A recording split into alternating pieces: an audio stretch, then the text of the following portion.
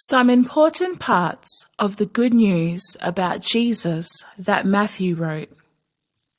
From the book in the Holy Bible called Matthew. About this book. The Holy Bible has 4 books about the things that Jesus did and the messages he told to people when he was here on the earth about 2,000 years ago. Those books are in the second part of the Holy Bible called the New Testament. The men that wrote them were Matthew, Mark, Luke, and John. They wrote their books after Jesus went back to heaven.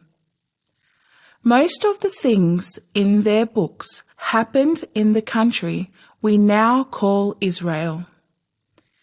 In each of those 4 books, we can read about some of the things that Jesus did and said. This Bible has everything that Mark and John wrote about Jesus in their books, but we have not yet translated everything that Matthew and Luke wrote.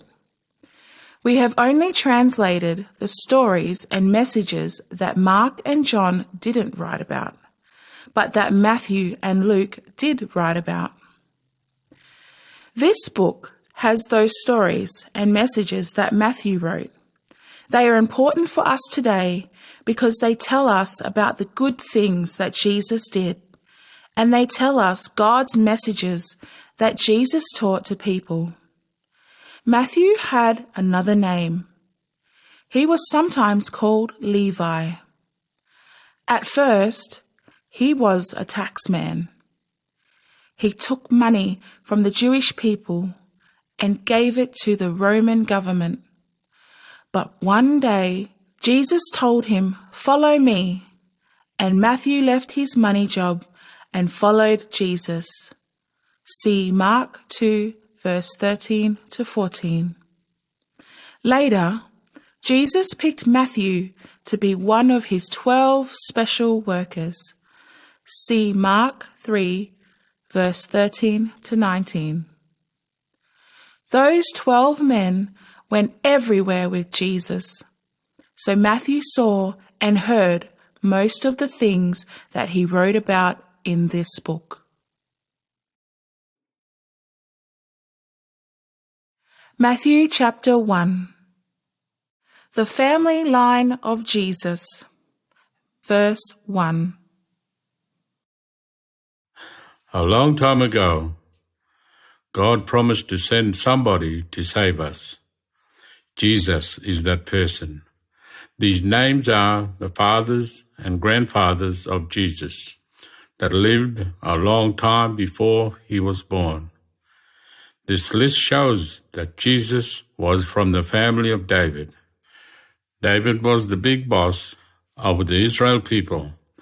It also shows that David was from the family of Abraham. This list starts with Abraham. A really long time ago, he was the father of Isaac. Isaac was the father of Jacob. Jacob was the father of Judah and his brothers. Judah was the father of Perez and Zerah. Their mother's name was Tamar. Perez was the father of Hezron.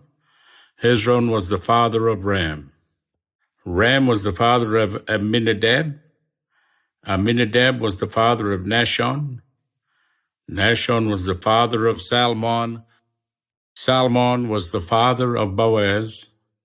His mother's name was Rahab. Boaz was the father of Obed. His mother's name was Ruth. Obed was the father of Jesse. Jesse was the father of David. He was the big boss over all that mob, the Israel nation. So in that family, there were 14 fathers, from Abraham to David. David was the father of Solomon. At first, Solomon's mother was the wife of another man called Uriah. Solomon was the father of Rehoboam. Rehoboam was the father of Abijah. Abijah was the father of Asa. Asa was the father of Jehoshaphat. Jehoshaphat was the father of Jehoram. Jehoram was the father of Uzziah. Uzziah was the father of Jotham. Jotham was the father of Ahaz. Ahaz was the father of Hezekiah. Hezekiah was the father of Manasseh. Manasseh was the father of Ammon. Ammon was the father of Josiah. Josiah was the father of Jeconiah and his brothers. At that time, the soldiers from Babylon came and fought the Jewish people. The Babylon mob won, and they took the Jewish people as prisoners to their country. So in that family, there were 14 fathers from David until the time they all had to go to Babylon. Jeconiah was the father of Shealtiel.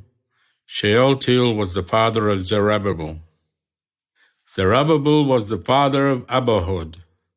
Abihud was the father of Eliakim. Eliakim was the father of Azor.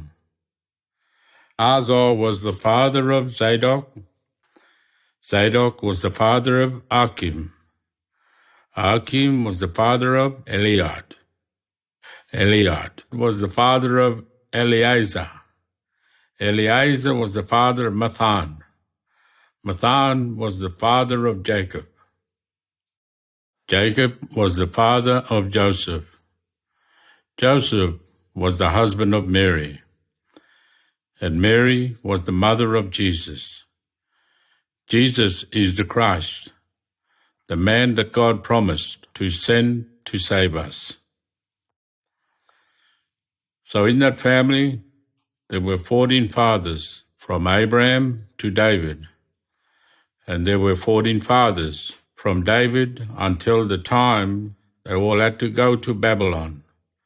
And there were 14 fathers from the Babylon time until the time God sent Jesus to the world.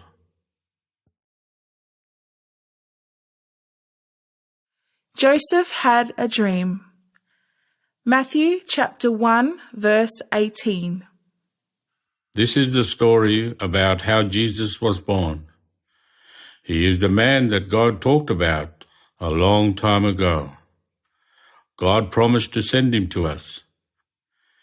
Mary was promised to a man called Joseph, but they hadn't slept together yet like married people do. Then the Holy Spirit made a baby grow inside Mary. Joseph found out that Mary was going to have a baby, and he was not happy. He knew that the baby wasn't his, so he wanted to leave Mary. But he was a good man, and he didn't want to shame her. So he thought, I will just leave her quietly, without any argument. While Joseph thought about that, he went to sleep and had a dream. He saw an angel messenger from God. The angel said, Joseph, you are from the family of David. Look, you can go ahead and marry Mary. Don't be too frightened to do that. You see, her baby is from the Holy Spirit, not from another man. She will have a baby boy, and you will name him Jesus. That name Jesus means God saves. You see, he will save his people so that God will not punish them for the bad things they do. That all happened just like God told one of his men to write in God's book a long time ago. He wrote, There will be a young woman that has never slept with a man, like a woman does with her husband. But she will have a baby boy. That boy will have a special name, Emmanuel. That name means God is with us. Joseph woke up and did what God's angel told him to do. He married Mary. But he did not sleep with her, like a man does with his wife, until after her son was born, and he named the baby Jesus.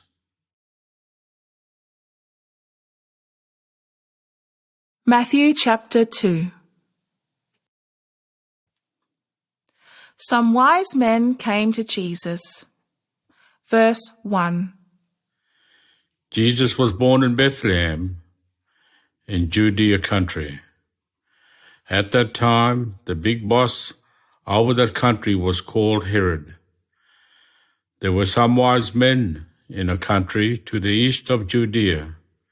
They always looked at the stars, and one night they saw a special star in the sky. So they went west to Jerusalem, the city in Judea country. They asked the Jerusalem people, "Where was that baby born that is going to be the big boss over you Jewish people? You see, back in our country, we saw his special star. We saw it come up into the sky. So we came here to show our respect for him. Where will we find him?" Herod was the big boss over that country, and somebody told him that these wise men were talking about another big boss. Herod got very worried. He thought this other person might fight against him and take over his job. A lot of other people in Jerusalem were worried about it too. So Herod had a meeting with the bosses of the Jewish ceremonies and the Jewish law teachers, and he asked them, "Where will that baby be born? You know, the Christ, the man that God promised to send." They said, "He will be born in Bethlehem, in Judea country. You see, a long time ago, God told one of his men to write about it. He wrote this in God's book. Bethlehem is a little town in Judea country, but it's a very important town because a big boss will be born there. He will really look after God's people, the Israel nation." That's what those Jewish leaders told Herod. So Herod sent for those wise men to come and meet him. But he didn't tell anyone else about the meeting. He asked them, "When did you first see that star?" So they told him when they first saw it. Then he said to them, "Go to Bethlehem and look carefully for that boy. After you find him, come and tell me the place where he's living, so that I can go there too and show respect to him." The wise men listened to Herod. Then they started to go to Bethlehem. Then they saw that same star that they saw before, and they were very happy. That star moved through the sky, and they followed it until it stopped right above the house that Joseph and Mary were living in. The wise men went into that house. They saw Jesus with his mother Mary, and they got down on their knees to show him respect. Then they opened their bags and gave him some presents. They gave him some gold, and they gave him some powder called frankincense, to burn to make a good smell. And they gave him some rubbing medicine called myrrh, that smells good, like perfume. After that, the wise man had a dream. In that dream, God told them not to go back to Herod, so they went back to their own country along a different road.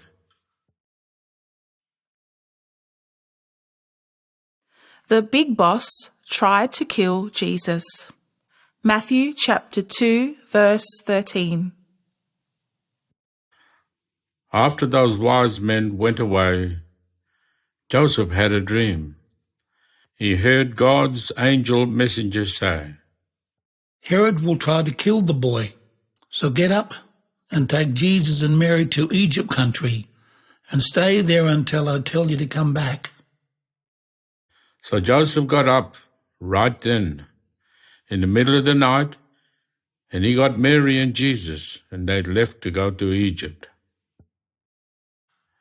They lived in Egypt until Herod died, and then they came out of Egypt and went back to Israel country. So it happened just like God told one of his men to write in God's book a long time ago. He wrote, God called his son to come out of Egypt. at the time when Joseph, Mary, and Jesus were going to Egypt, Herod waited for those wise men to come back, but they tricked him. They didn't come back to him. Then he got really angry. He remembered this story about when they first saw the star. So he sent his soldiers to Bethlehem, and he told them to kill all the little boys up to 2 years old. So they killed all the little boys around Bethlehem. Herod wanted to make sure that Jesus was dead. That all happened the way God's man, Jeremiah, wrote in God's book a long time ago. This is what he wrote. In the town called Ramah, a lot of women are really sad, and they are crying out loud. They are the granddaughters of Rachel. They are crying for their babies. Nobody can cheer them up because their babies are dead. Sometime later, Herod died. Then, in Egypt, Joseph had another dream. He heard God's angel messenger say, Get up and take Mary and Jesus back to Israel country. The people that wanted to kill him are dead now. So Joseph did what God's angel messenger told him. He got up and he got Mary and Jesus, and they started to go back to Israel country. But then somebody told him that Herod's son, Archelaus, was the new big boss over the part of Israel called Judea, and Joseph was too frightened to go there. Then he had another dream. God told him. Go to Galilee country. So he took his family up north to Galilee. He got to the town called Nazareth, and he stayed there. A long time before that, one of God's men wrote about this, and it is in God's book. He wrote, People will say that God's special man is from Nazareth. and that happened after Joseph took his family to live at Nazareth. Matthew chapter 3. John the Baptizer got the people ready. Verse 1. Many years later, while Jesus was still in Nazareth, John the Baptizer started his work.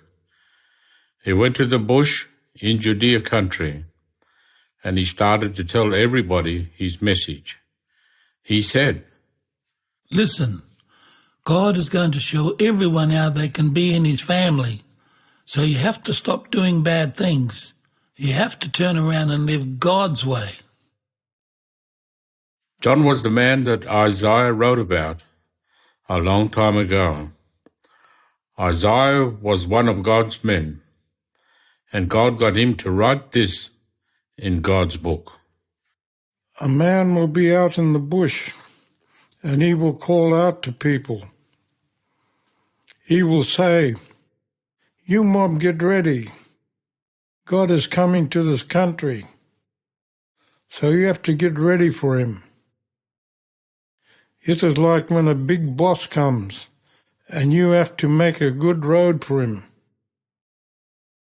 John wore rough clothes made of camel's hair, and he wore a leather belt. He ate grasshoppers and bush honey. A lot of people went out to see John and to listen to him.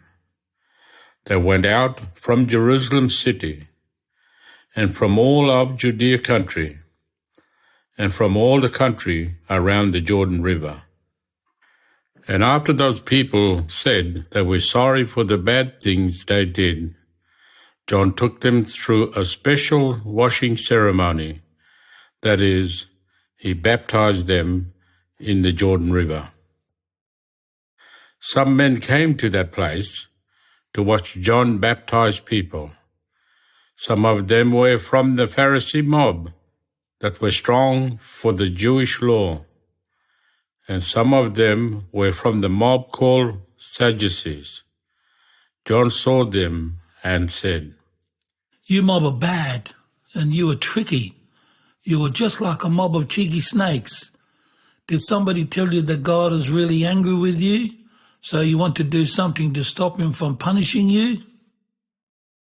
If you really are sorry for the bad things you did, and if you are turning around properly to live God's way, show us. If we see you doing good things, then we will know it is true.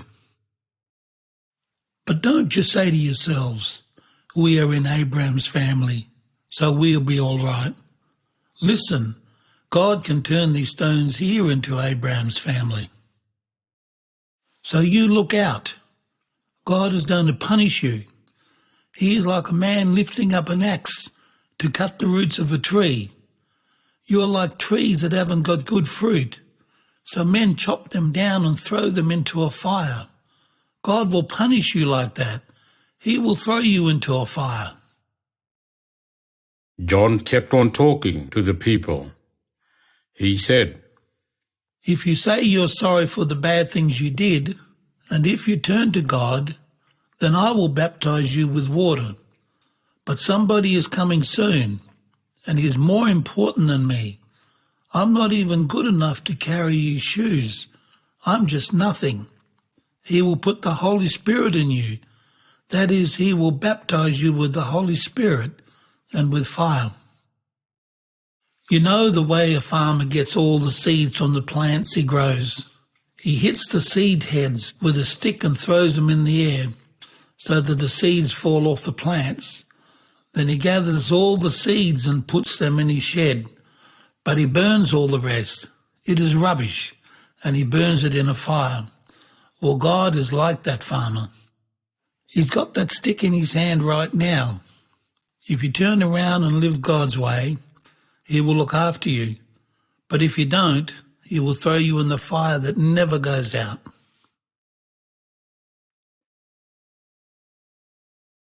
John baptized Jesus. Matthew chapter 3, verse 13. At that time, Jesus left his home in Galilee country, and he went south to the Jordan River. Jesus wanted John to baptize him. But John didn't agree with him. He said, No, don't come to me. I can't baptize you. You're better than me. So really you have to baptize me. But Jesus said, We have to do it the way God wants. So now, while you are baptizing people, you can baptize me too. Then John agreed with him. So John baptized Jesus, and as Jesus came up out of the water, the sky opened up, and Jesus saw the Spirit of God coming down like a pigeon and landing on him. And God talked from heaven. He said, This is my Son. I love him very much, and I'm very happy with him.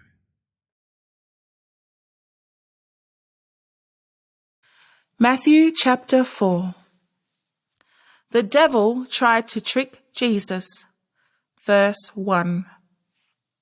Then the Holy Spirit led Jesus into the bush, and the devil, the boss over the bad spirits, tested him there, trying to trick him. Jesus was there for 40 days. and he didn't eat anything. So he got very hungry. At that time, the devil came to him and said, If you are the Son of God, tell these stones to turn into loaves of bread.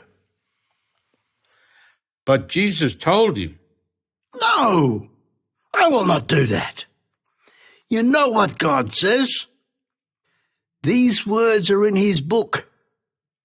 People don't live just by eating bread, but they live by every word that God says. Then the devil took Jesus to God's special city called Jerusalem, and he took him up to the top of the big ceremony house there. The devil said, If you are the Son of God, jump off. You know, these words are in God's book too. God will tell his angel messengers to look after you, and they will hold you up with their hands, so you will not even hurt your foot on a stone. Jesus said, No, I will not do that. You see, God says this too. These words are in his book. Don't do something stupid just to test God. Then the devil took Jesus up to the top of a very high mountain. From there the devil showed him all the people of the world, in all their countries, with all their great things. And the devil said, If you will get down on your knees and show respect to me, then I will give you all of this, all of these people, and all of these things. Jesus said to the devil, No, I will not do that either. Satan, you go away from me now. This is what God says in his book. You have to show respect to God. He is the only God. So just do what he says. Then the devil went away, and God's angel messengers came and took care of Jesus.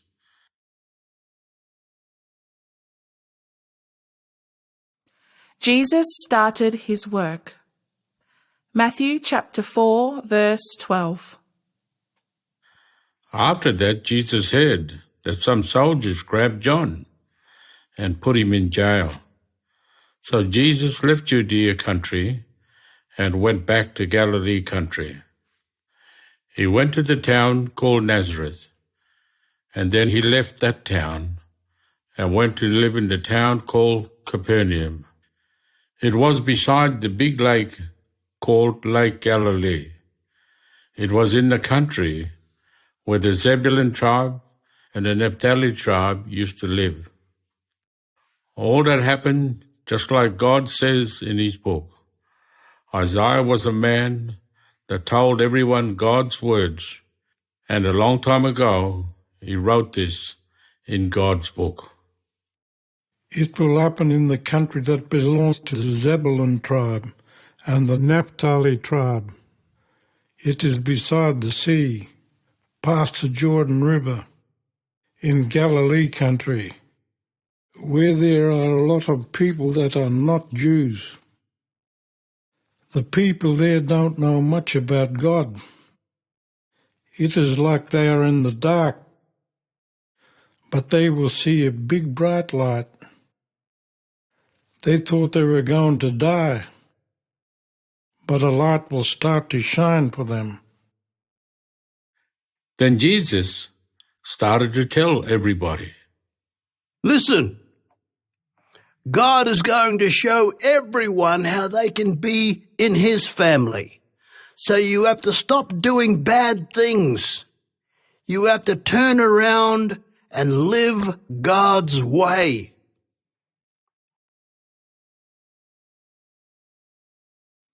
The first followers of Jesus.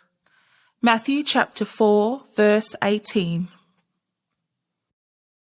One day, Jesus walked along next to Lake Galilee. and he saw two men throwing a net into the water to catch fish. That was their job. One man was called Simon. He was also called Peter, and the other man was his brother, Andrew. Jesus said, I want you two to come and follow me. I want you to stop catching fish. I'll give you another job. You will catch people for me. And straight away they left their nets and followed him. Then Jesus kept walking along next to the water, and he saw an old man called Zebedee and his two sons, James and John. They were getting their nets ready to catch fish. Like before, Jesus called out to James and John to stop their work and follow him. They got up straight away. They left their father and the boat, and they followed Jesus.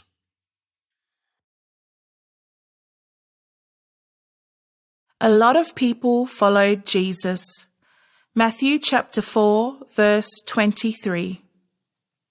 After that, Jesus went through all of Galilee country. He taught people in the Jewish meeting houses, and he told them the good news about God's family. And he made a lot of sick people better. They had all sorts of sickness. Then people started to tell other people about Jesus, so that people as far away as Syria country heard about the things he did. And they all started to bring lots of sick people to Jesus. And Jesus made them all better, no matter what sort of sickness they had. Some of them used to fall down and shake a lot, and some of them couldn't move their arms or legs, and some of them had bad spirits in them. But Jesus made them all better.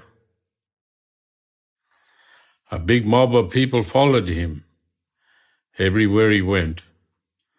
These people were from Galilee country and from the country called 10 Towns, and from Jerusalem city, and from all over Judea country, and from the country east of the Jordan River.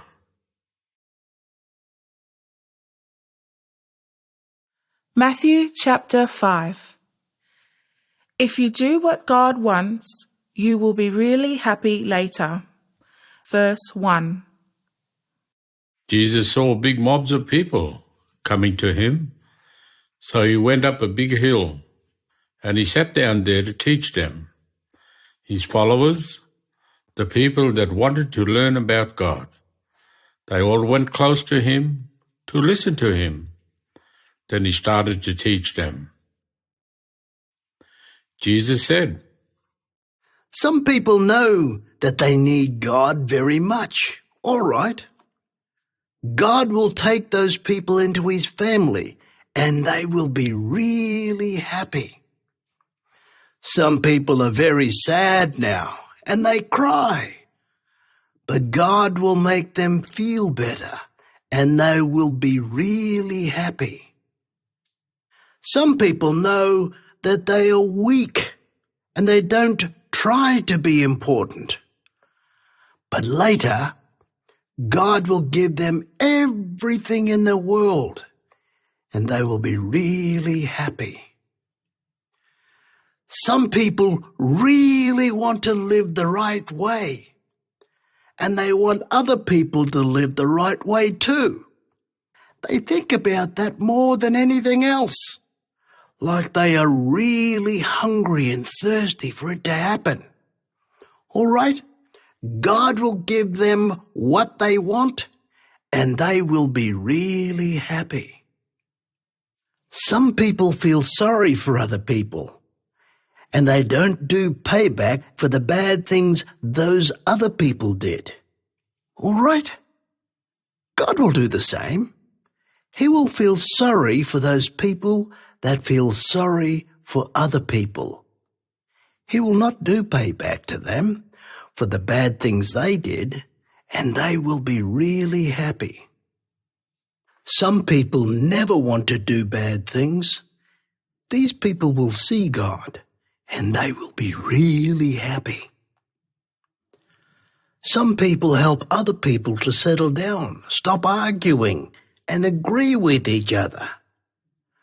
God will tell those people, "You are my own kids," and they will be really happy. Some people do what is right, but some other people don't like it, and they make trouble for those good people. But God takes those good people into his family, and they'll be really happy. And you too. Some people will not like you following me, and they will say bad things about you, and they'll make trouble for you. Sometimes people will tell lies about you, but don't worry. Be really happy when they do that. You see, if they do these bad things to you now, God will give you lots of good things later in heaven. So you can be really happy no matter what they do. Remember the stories from a long time ago about the men that told everyone God's message? Some people did bad things to those men too.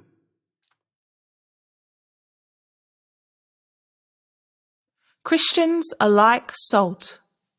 Matthew chapter 5, verse 13. Jesus said, You people that follow me are like salt for everybody on the earth. You know, salt helps food taste good and stops it from rotting. Well, if you follow me properly, you will live in a way that helps people to be good. Yes, salt is good, but if it stops tasting like salt, then it is no good anymore. Nobody can use it for anything. They chuck it away and everyone walks on it. So don't be like that sort of salt. Don't stop following me.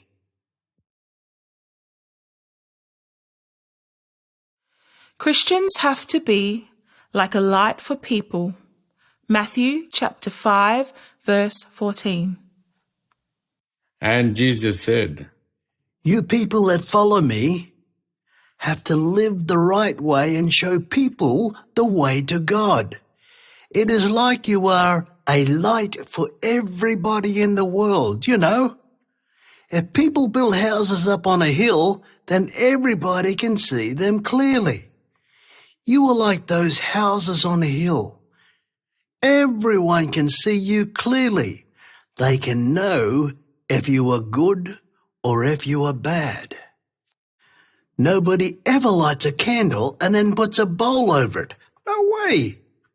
They put that candle up in a high place so that its light shines out everywhere. You have to be like that candle. You have to let everyone see that you are following me. They will see all the good things you do, and they will say good things about God, your Father in heaven. They will say, God is really great.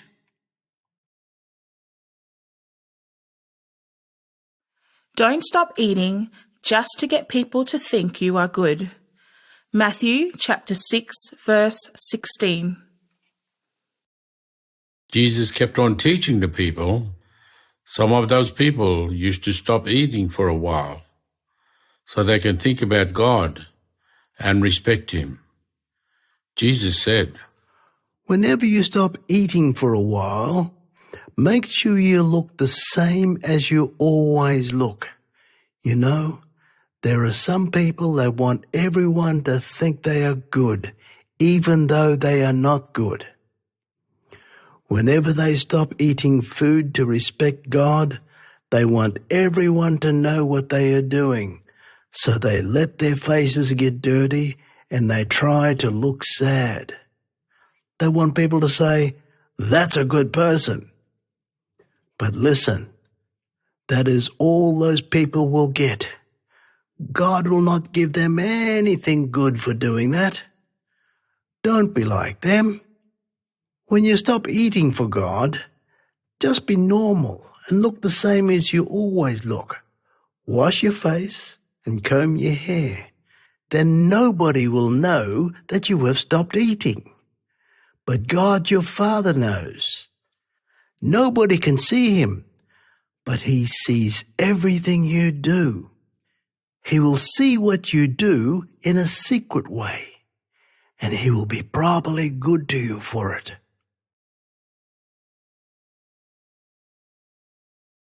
The law and the messages in God's book are really important. Matthew 5, verse 17.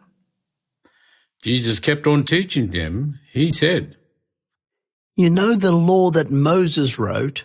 Well, I didn't come here to take away that law.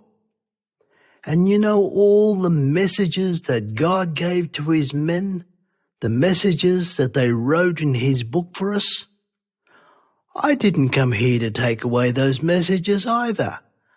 But I came here to show that the law and those messages are right and to make those things happen just like those men wrote. Listen, God's book is really important. Everything in it will happen. You know, the earth and sky are always here. They don't change. Well, just like that, God's word and his laws will not change, not even a little bit. They will stay the same until everything in God's book happens. So if you think to yourself, I can break just one little rule, and if you teach other people to think like that too, then later on, in God's family in heaven, nobody will respect you. They will say, you are no good. But if you don't break any of God's rules, and if you teach other people to follow them too, then later on, in God's family in heaven, everyone will respect you, and they will say, you are really good. I'm telling you this, if you don't do everything that God says, then you can't come into his family. You know that mob called Pharisees? They are really strong for our Jewish law. And you know the mob that teach our Jewish law? Well, you have to follow God's law better than all of that Pharisee mob and that law teacher mob.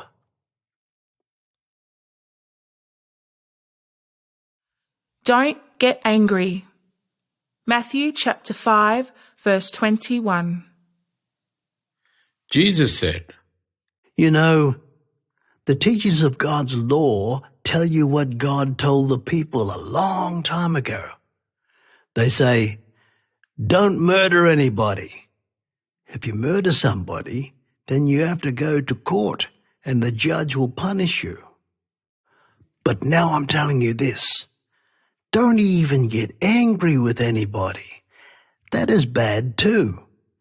If you were angry with somebody, God will be your judge and he will punish you. Or if you call somebody bad names, you will end up in God's court. And if you get really angry with somebody, and if you tell them, you are a stupid fool, God will judge you for that, and he can send you into the big fire called hell.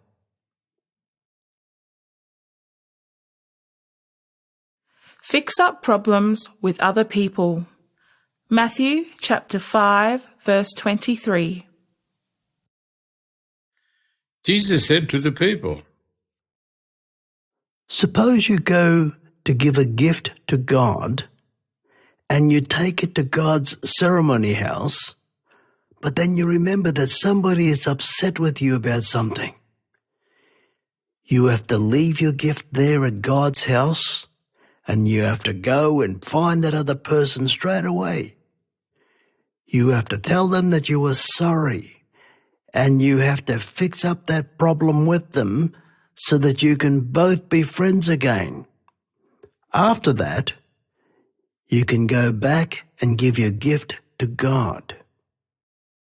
If somebody blames you and says that you have done something wrong, and if they start to take you to court about it, then you have to talk to that person straight away and fix up that problem.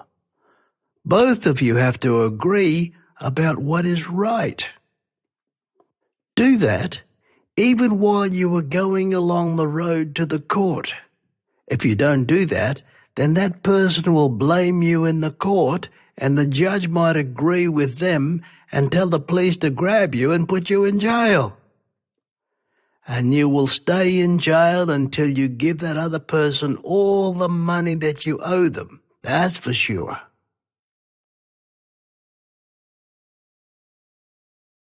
Don't even think about doing bad things. Matthew chapter 5, verse 27. Jesus said, You know, the teachers of God's law tell you this: don't sleep with a woman that is not your wife, as if you are married to her. But now I'm telling you this: if you look at a woman that is not your wife, and you think about sleeping with her, that is bad too. If you think about doing that, you are going wrong. Thinking about it is just as bad as doing it. You see, if things in your life push you to go wrong, then you have to get rid of them, even if it is hard to do. Be careful about how you use your eyes. If you see something that gets you to go wrong, then stop looking.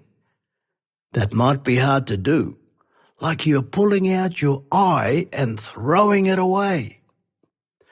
But it is better to lose one eye here on the earth now than to keep two eyes and go to the bad place called hell. And think about how you use your hand. If you do something with your hand that gets you to go wrong, then pull your hand away. That might be hard to do, like you are cutting off your hand and throwing it away. But it is better to lose one hand here on the earth now than to keep two hands and go to hell.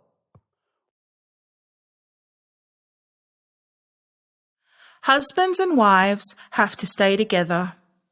Matthew chapter 5, verse 31.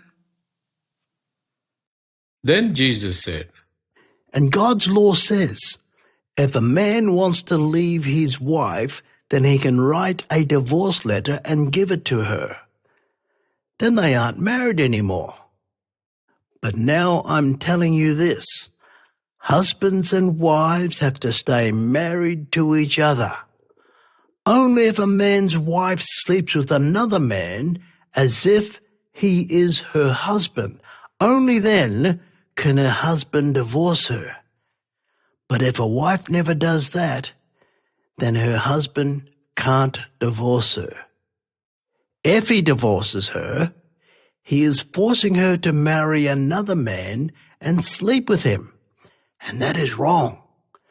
And the man that marries her is doing wrong too.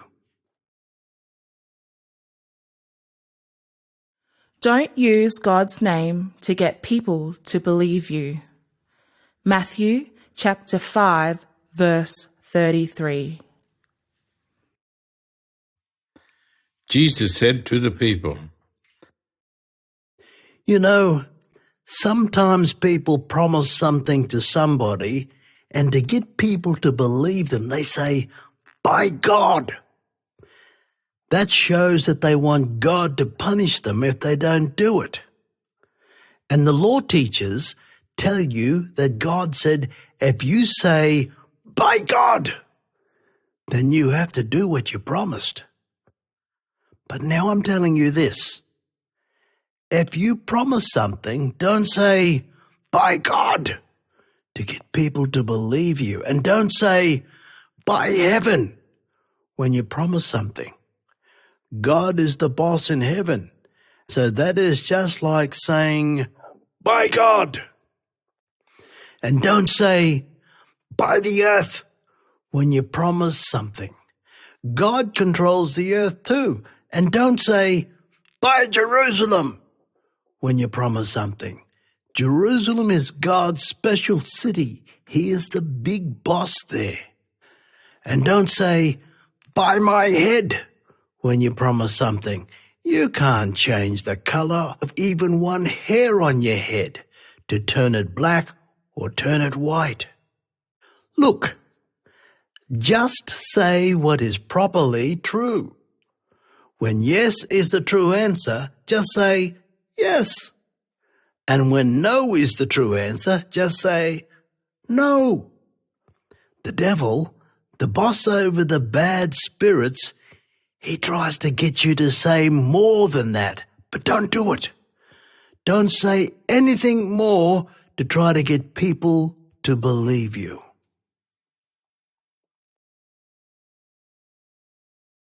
Don't do payback. Matthew chapter 5, verse 38. Jesus kept on talking to them. He said, You know, the teachers of God's law tell you this. If somebody hits your eye and blinds it, then this is the payback.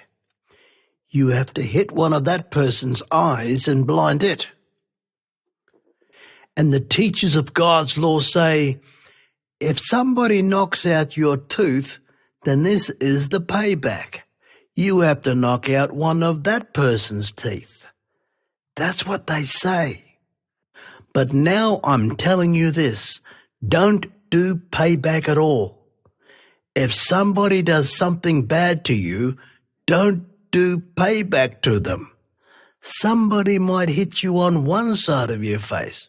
All right, let them hit you on the other side of your face too.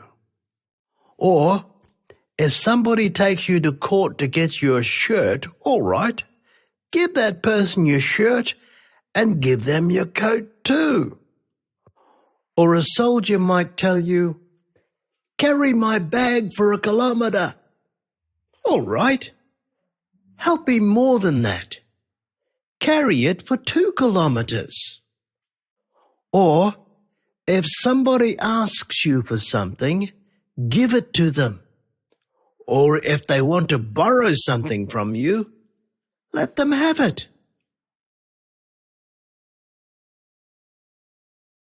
You have to love everyone. Matthew chapter 5, verse 43. Jesus said, You know, those teachers tell you this, love your friends and hate your enemies. But I'm telling you to do more than that. You have to love your enemies too. And if anyone makes trouble for you, pray to God and ask Him to be good to them. If you do that, you'll be just like your Father in heaven.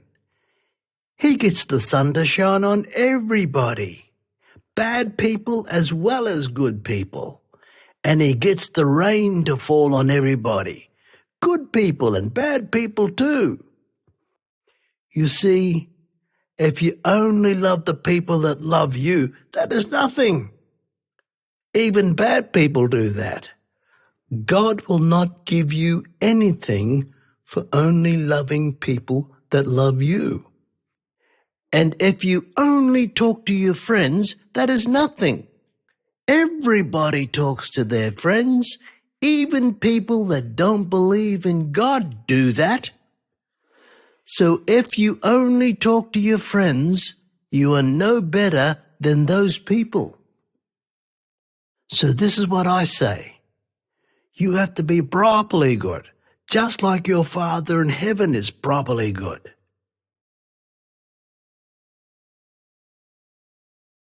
Matthew chapter 6. Don't do things just to get people to think you are good. Verse 1. Jesus kept on teaching the people.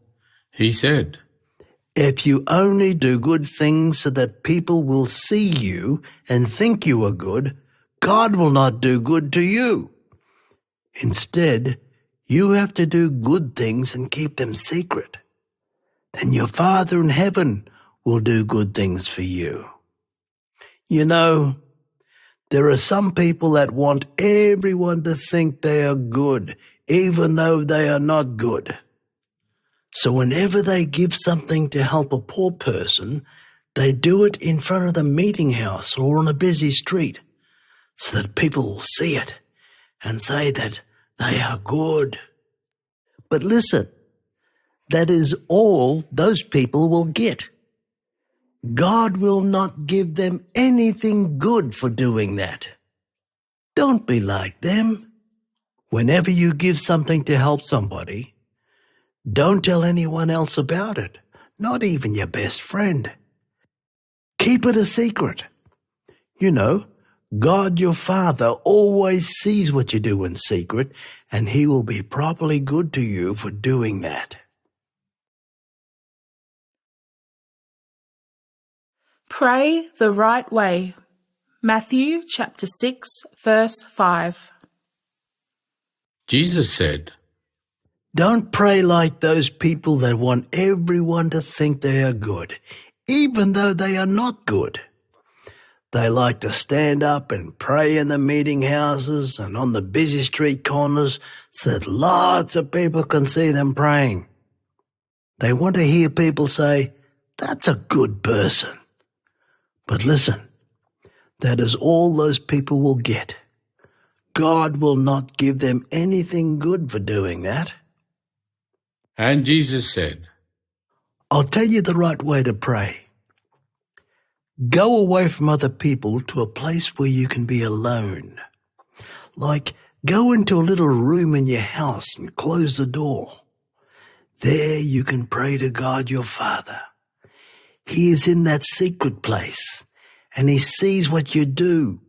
He will listen to you, and He will be properly good to you for respecting Him. And when you pray, don't keep on talking on and on with lots of words that don't mean anything. People that don't know God, they do that. They think that if they talk a lot, God will hear them. But they are wrong. Don't be like them. God, your Father, knows what you need already, even before you ask Him. So pray like this. God, our Father, you live in heaven. We want everyone to respect you. We want you to be everyone's boss.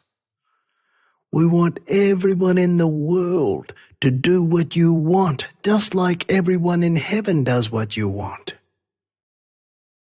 Please give us the food that we need each day. Please don't punish us for the bad things that we did, just like we don't do payback to the people that did bad things to us. Don't let anything push us to do bad things. And keep us safe from the devil, the boss over the bad spirits. Then Jesus said, If you don't do payback to other people for the bad things they do to you, God, your Father in heaven, will not do payback to you for the bad things you do. But if you do payback to other people, your Father will do payback to you. He will punish you for the bad things you do.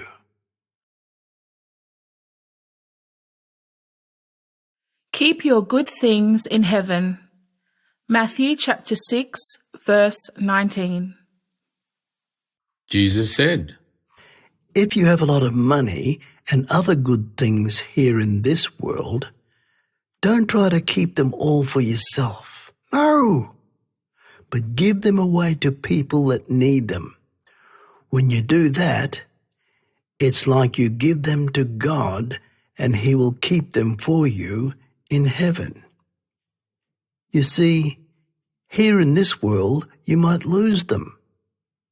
There are things here that might eat them, like grubs or white ants, or your good things might go rusty, or somebody might steal them.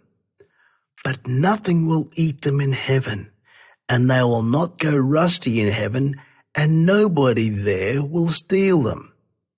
You see, you will always think about the place where you keep your money and your good things.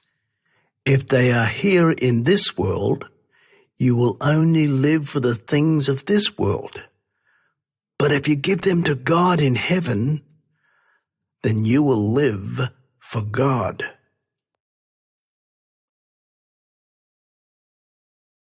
God can shine his light for you. Matthew chapter 6, verse 22. Then Jesus told him this picture story. He said, Your eyes are like lights for your body.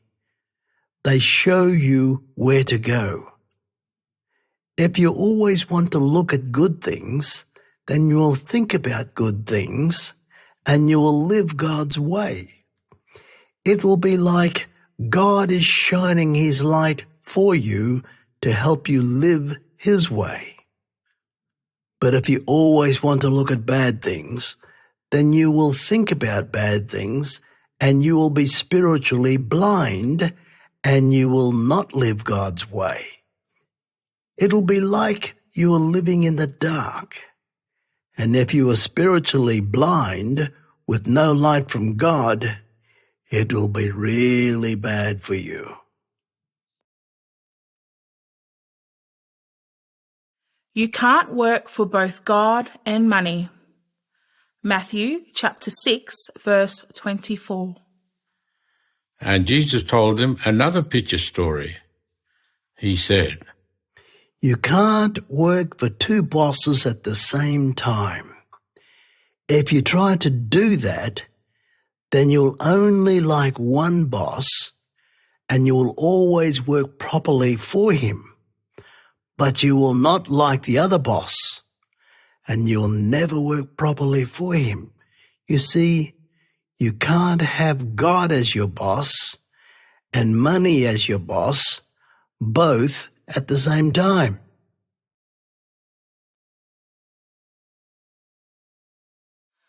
Trust God and don't worry about the things you need. Matthew chapter 6, verse 25. Jesus said, So I'm telling you, even though you need some things to stay alive, don't worry about them. Don't worry about what you will eat or drink. Don't worry about the clothes you will wear. Your life is more important than food, and your body is more important than clothes. Think about the birds. They don't put seeds into the ground to grow a garden to get their food from it. And they don't build sheds to keep their food in. But God, your Father, gives them food anyway. And you are much more special to God than birds, so you can trust Him to give you the food you need. And don't worry about how long you will live or when you will die. No matter how much you worry about it, you will not live any longer, not even one day longer. And don't worry about your clothes. Listen, you know the story about Solomon. He was a very rich man, and he lived a long time ago. He wore very pretty clothes. Well, think about the wildflowers in the bush. They don't work hard to get clothes for themselves, but those wild flowers are more pretty than Solomon's clothes. You see, we might think the grass and the wildflowers are rubbish, and anybody might burn them up at any time. But God makes them very pretty anyway. So God will give you the clothes you need. You have to trust God properly, and He will take care of you. So don't keep on asking yourself, where will I get my food? And where will I get my drink? And where will I get clothes to wear? Listen, God is your Father in heaven, and He knows that you need these things.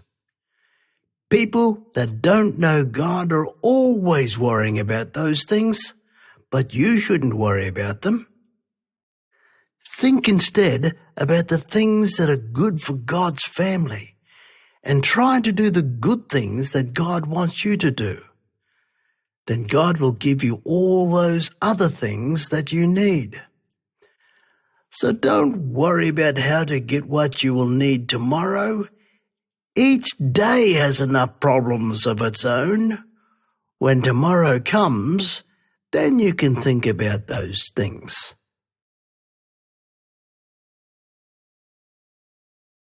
Matthew chapter 7. Don't tell other people they are bad. Verse 1. Jesus said to the people, Don't say to anybody, you are bad. And then God will not say to you, you are bad. God will judge you the same way as you judge other people. If you are easy on other people, God will be easy on you. But if you are hard on other people, God will be hard on you. You shouldn't always try to tell other people they are doing bad things. First, you have to think about all the bad things that you do, and you have to stop doing those bad things. Then maybe you can help other people to stop doing bad things too. Maybe you are doing lots of bad things, and your friend is just doing one little bad thing. If you are still doing lots of bad things, you can't help them stop doing that little bad thing. It's like this. All those bad things you do are making you blind, like you have a big bit of wood in your eye. And maybe your friend is just doing one little thing wrong, like they just have a little splinter of wood in their eye. You have to take that big bit of wood out of your eye so that you can see properly. Then maybe you can help your friend get that little splinter out of their eye. Jesus kept on talking to them. He said, There are some things that belong to God.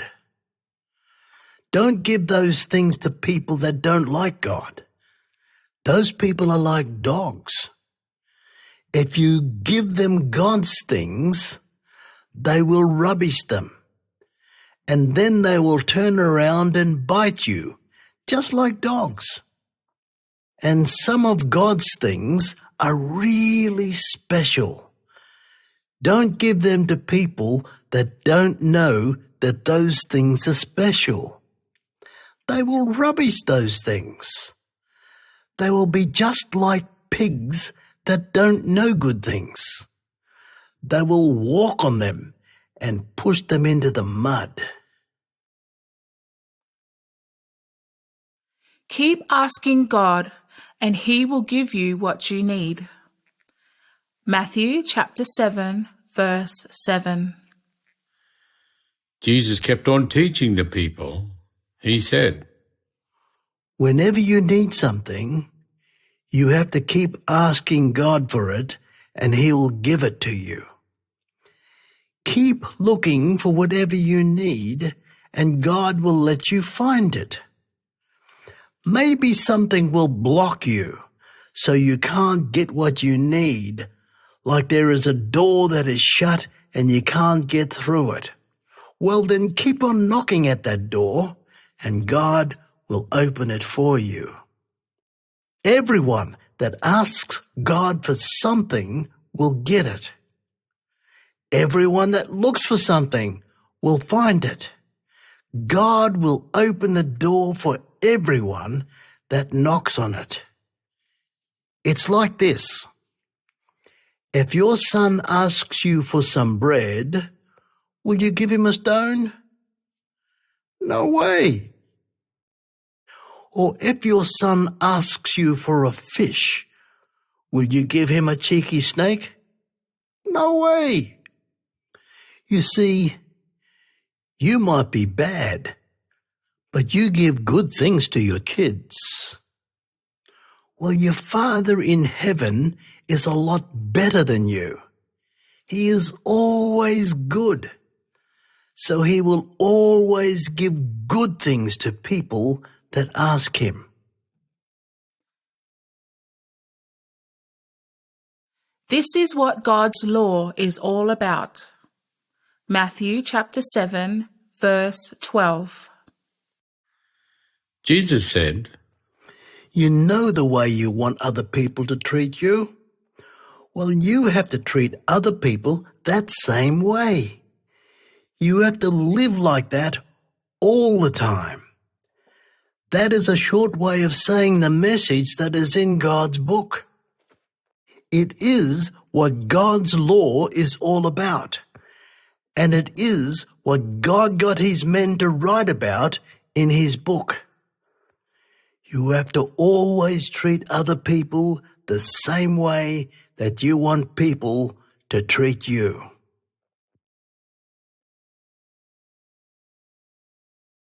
You have to follow the right track. Matthew chapter 7, verse 13. Then Jesus told them this picture story about how to live. He said, It is like there are two tracks in life, and each track has its own gate. One gate is big and wide, but the other gate is a narrow little gate.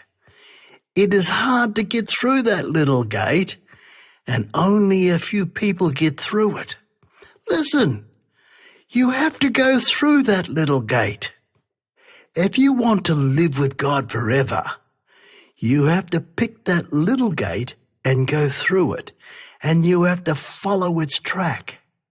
Its track is a narrow little track, and it is hard to walk on. But if you go that way, you will live with God forever. The other gate is wide and easy to go through, and its track is wide and easy to walk on. A lot of people go that way. They go through that wide gate and walk along that easy track. But that track goes to the wrong place, and God will finish up those people. Be careful of people that say they have a message from God. Matthew chapter 7, verse 15. Then Jesus told them, Always be careful. Don't believe everybody. There are some people that reckon they are telling you a message from God, but they are liars. They try to get you to think they are like sheep, like they are soft and will not give you any trouble. But really, they are like wild dingoes. They will give you trouble, like dingoes hurt sheep. If you believe their words, then you will get lots of trouble. If you look at the things these people do, you can find out if they are talking true words or if they are liars. Then Jesus told a picture story. He said, Think about the trees that give us fruit to eat. We can't get good fruit from rubbish trees. We can't get grapes from rubbish plants. Good fruit grows on a good tree. Rubbish fruit grows on a rubbish tree. A good tree can't make bad fruit. A bad tree can't make good fruit. If a farmer has a tree that only makes rubbish fruit, he will cut down that tree and burn it in a fire. So to find out if a person is good or bad, look at what they do. A good person does good things, and a bad person does bad things. God will only have the people that do what he wants. Matthew chapter 7, verse 21. And Jesus said, Lots of people call me my leader and my boss. But some of them will never be in God's family. God will only have people that do what he wants them to do. God will have those people in his family, but not the other people. God is my Father in heaven. One day, God will get me to judge everybody. And some people will say to me, "You are my leader and my boss. We used your power to tell people your messages and to force bad spirits out of people and to do a lot of other great things." Then I will tell them, "I don't know you, mob. You are bad. You don't do what God wants, so get away from me." Be wise and do what Jesus says. Matthew chapter 7, verse 24. Then Jesus told them 2 more picture stories. He said, If you listen to my message, and if you do what I say, you are like a wise man that built his house on hard rock. Then a lot of rain came and made big floodwaters that flowed along really fast. And that water hit that house, and strong winds blew hard against that house. But that house didn't fall down. He built it on hard rock, so it stayed strong. You see, if you do what I say, you will be like the wise man in that picture story. But if you hear my message and you don't do what I say, you will like a stupid man that built his house on soft sand. Then a lot of rain came and made big floodwaters that flowed along really fast. And that water hit that house, and strong winds blew hard against that house. Then that house fell down, and it broke up into little bits. You see, if you don't do what I say, you'll be like that stupid man in that picture story.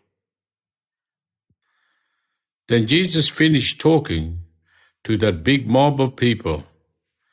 They were really surprised as they listened to what he told them. You see, they knew he told them God's word properly.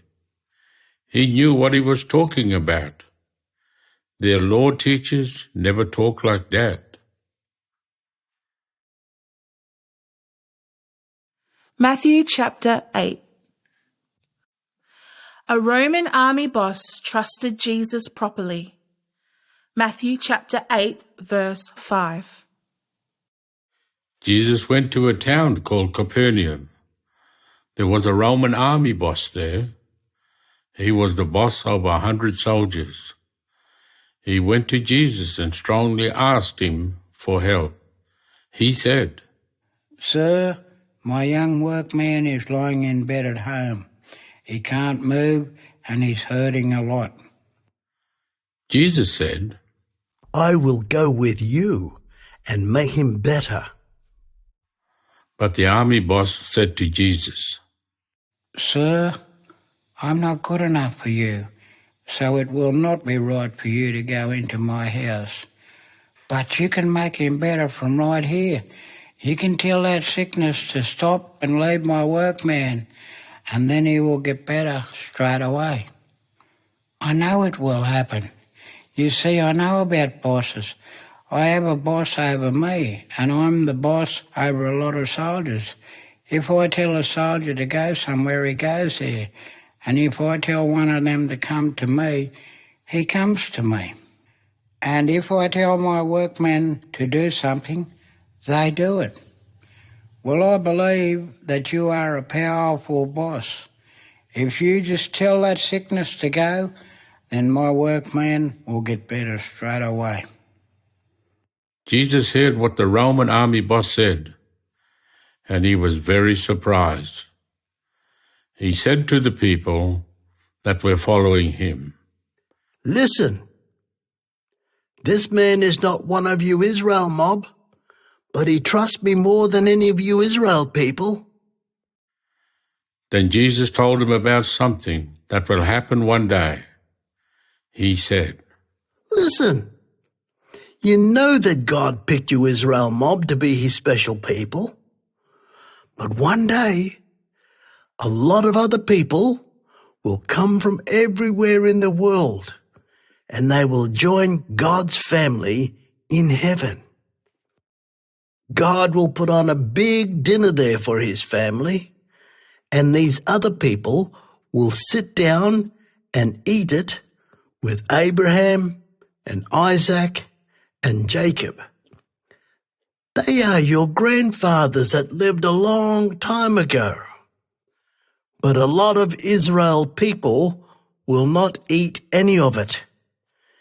God will grab them and chuck them out. They will be very upset and angry. They will cry a lot.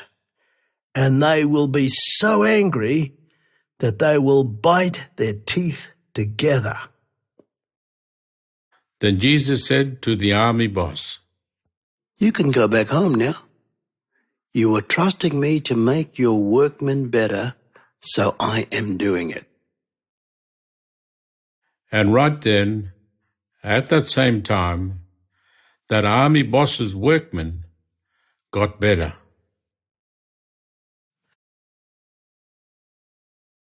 If we follow Jesus, it might be hard for us. Matthew chapter 8, verse 18. At another time, Jesus saw a big mob of people coming around him. So he told his followers to take him in a boat to the other side of the lake. After they got there, a Jewish law teacher went to Jesus and said, Teacher, I want to be one of your followers. I will go everywhere with you. Jesus said to him, Wild dogs have places where they can sleep, and wild birds have nests they can sleep in. But I haven't got a home to lie down and sleep in, even though I'm God's special man from heaven. There was another man that was already a follower of Jesus. He said to Jesus, Sir, I will come with you, but my father has died, so let me go home to bury him. After that, I will come with you. Jesus said to him, No, you come and follow me now. You see, some people are spiritually dead, so they can bury the dead bodies of their own people. But you, come and follow me. Matthew chapter 9. Jesus made 2 blind men see again. Matthew chapter 9, verse 27. Jesus was walking along, and 2 blind men followed him. They kept on shouting to him, You belong to David's family. And you are the special man that God promised to send. Please, feel sorry for us and help us. Jesus went into a house, and the blind men went to him. He asked them, Do you believe that I can make your eyes good so you will see again? The men said, Yes, sir. We believe that you can do that. Then Jesus touched the men's eyes and said, You believed in me, so you will see again. Then straight away those men could see again. Jesus told him strongly, Don't tell anybody about this. but they went away and told everybody in that country that Jesus made their eyes better.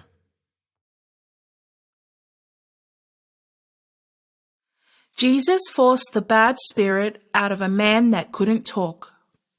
Matthew chapter 9, verse 32. Jesus and his followers started to walk along the road away from that place. Then some people brought a man to Jesus that had a bad spirit living inside him, so he couldn't talk.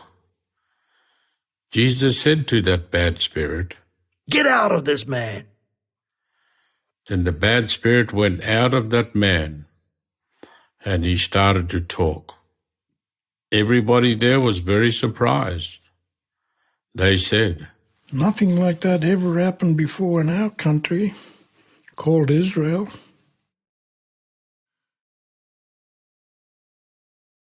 Jesus needs workers.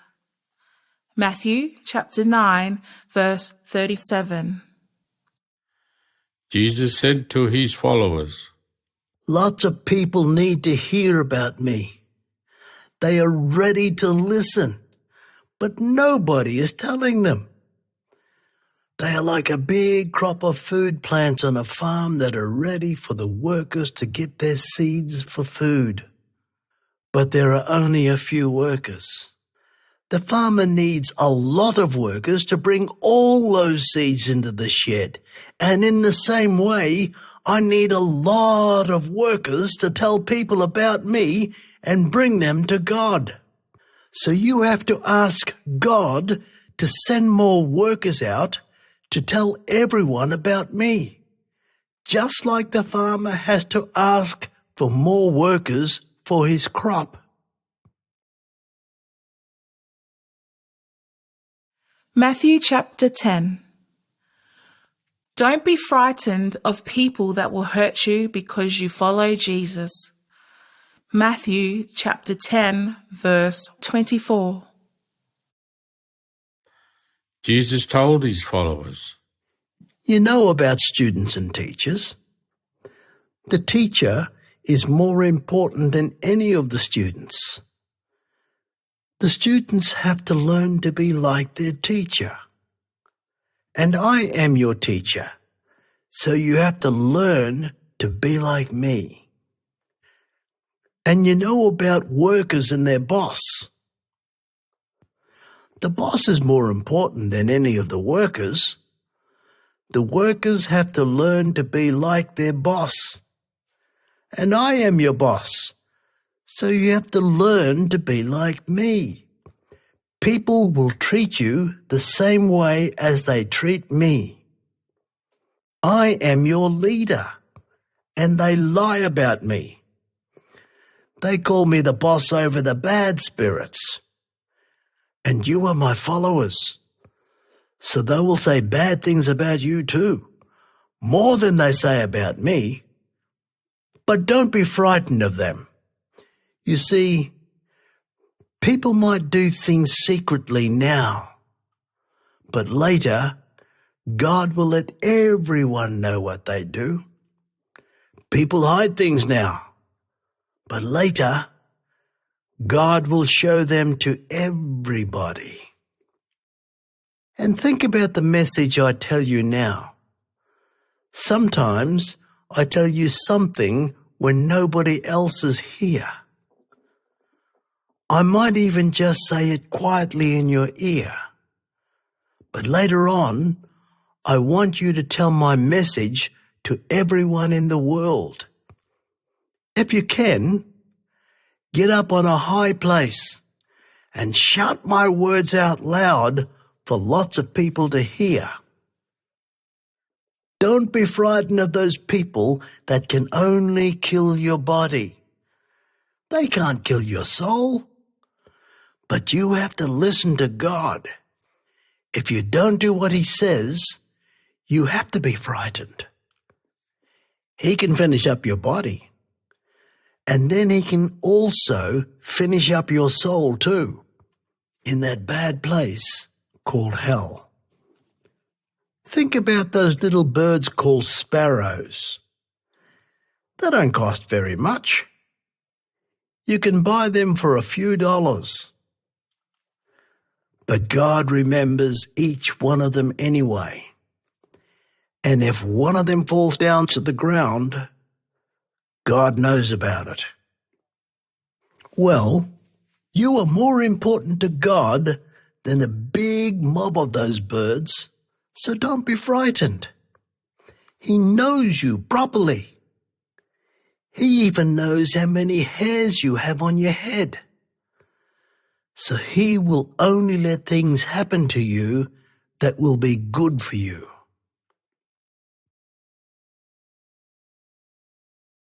Follow Jesus properly. Matthew chapter 10, verse 32. Jesus said, If you tell everyone that you are one of my followers, I will tell God, my Father in heaven, that you are one of my followers.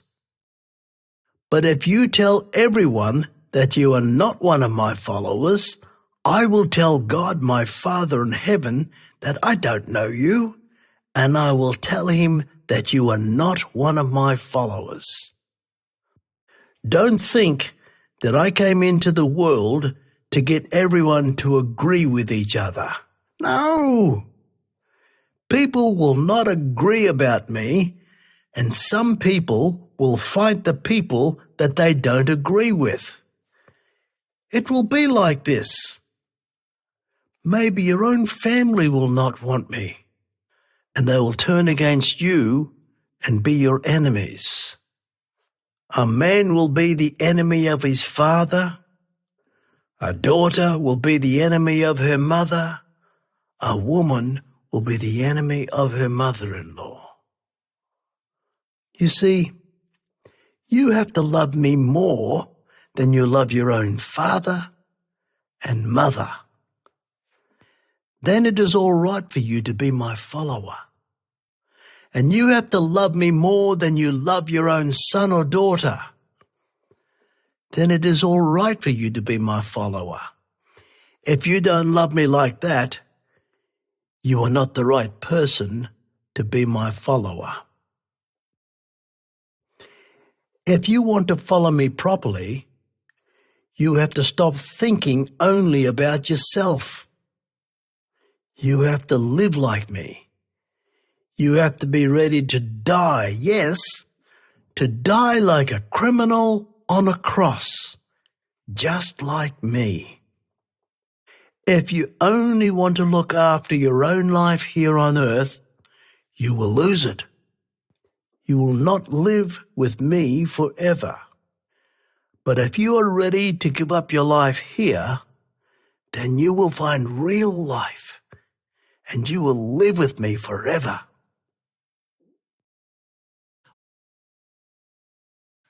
Matthew chapter 11. Jesus talked about John the Baptizer. Verse 1. Jesus finished talking to His 12 special workers. Then He went around the towns in Galilee country. He talked to people and taught them more about God.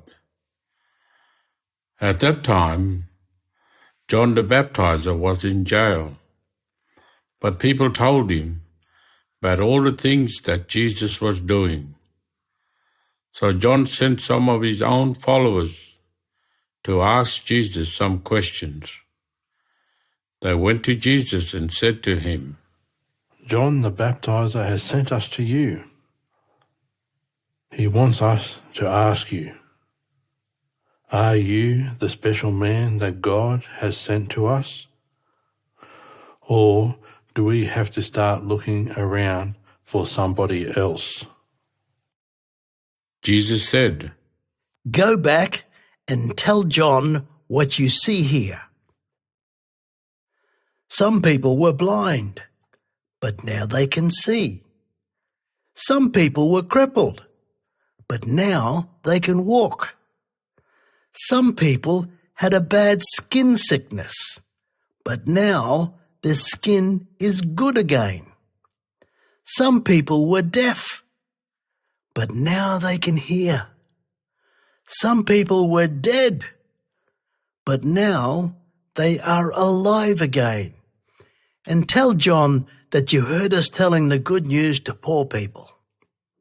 Maybe I'm not the sort of person you thought God would send, but just trust me anyway, and God will make you happy. Then the followers of John went away, and Jesus started to talk to all the people. He talked to them about John. He said, You know, you went out into the bush to see John.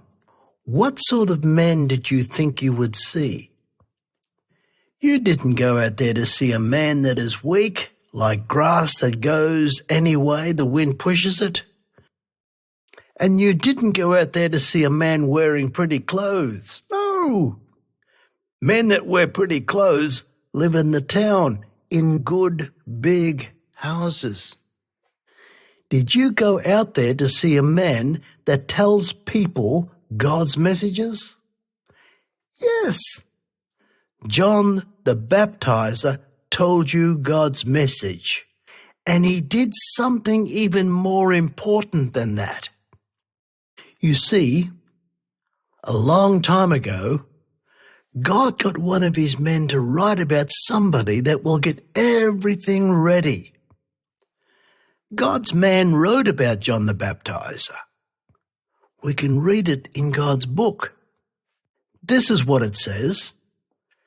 God will send a man to get everything ready for God's special person. That man will talk about God's special person, and he will make a way for people to listen to him. Then Jesus said, Listen, John the Baptizer is a very important man. He is greater than any other man that ever lived. But everyone in God's family is more important than John the Baptizer. You know, John started to teach some time ago, and from that time until now, God's family has been getting bigger.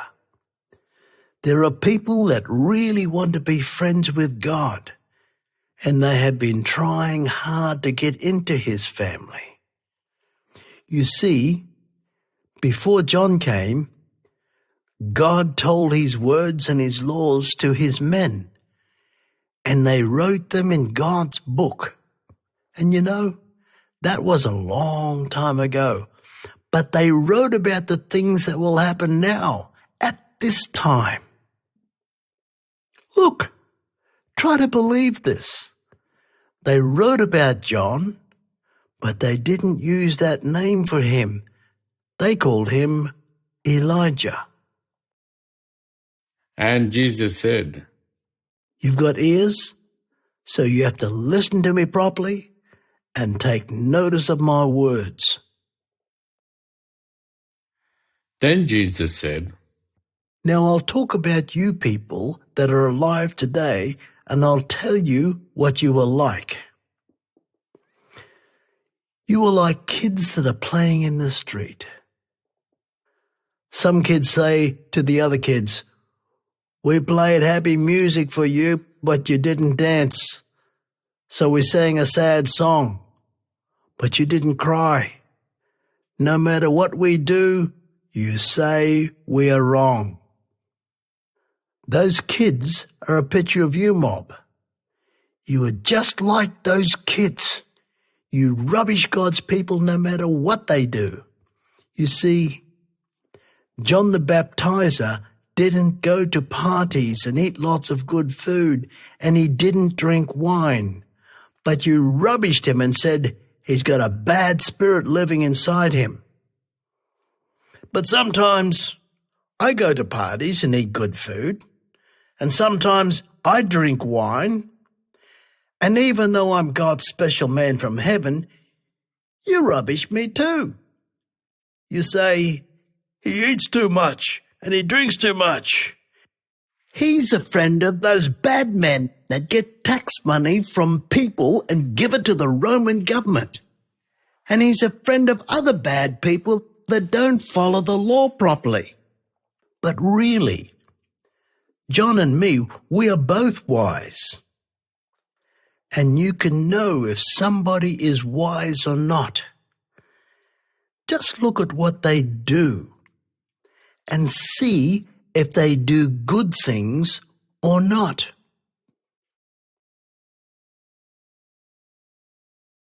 God shows things to people that know they are not smart. Matthew chapter 11, verse 25. At that time, Jesus prayed to God. He said, Father, you are the biggest boss. You are the boss over everything in the sky and everything on the earth. There are some people here that reckon they are smart and they reckon they understand everything. And there are other people that are just like little kids. They know that they are not smart.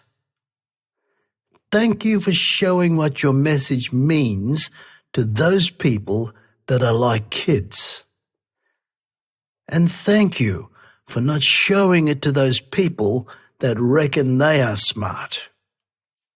Yes, Father, that is how you wanted to do it. Then Jesus told the people, God, my Father, gave me everything so I can teach people all about him. You see, I am God's son, and my Father knows me properly. Nobody else knows me properly. And I know my Father properly. I pick some people and I show them what my Father is like. But nobody else knows God properly. Jesus is good to his workers. Matthew chapter 11, verse 28. Then Jesus said to the people, Come to me, all you mob that are tired. You did a lot of ceremony things to get God to save you, but that is not the right way. It's like you worked hard and you carried a lot of heavy things and then you got too tired. Look, instead of that, just come and work for me, and I will let you rest really good. Be my follower and work for me. Listen to the things I teach you, and you will feel good inside yourselves, like your spirit is resting. You see, I am not a big, tough boss. I will be easy on you. I will never ask you to do things that are too hard for you.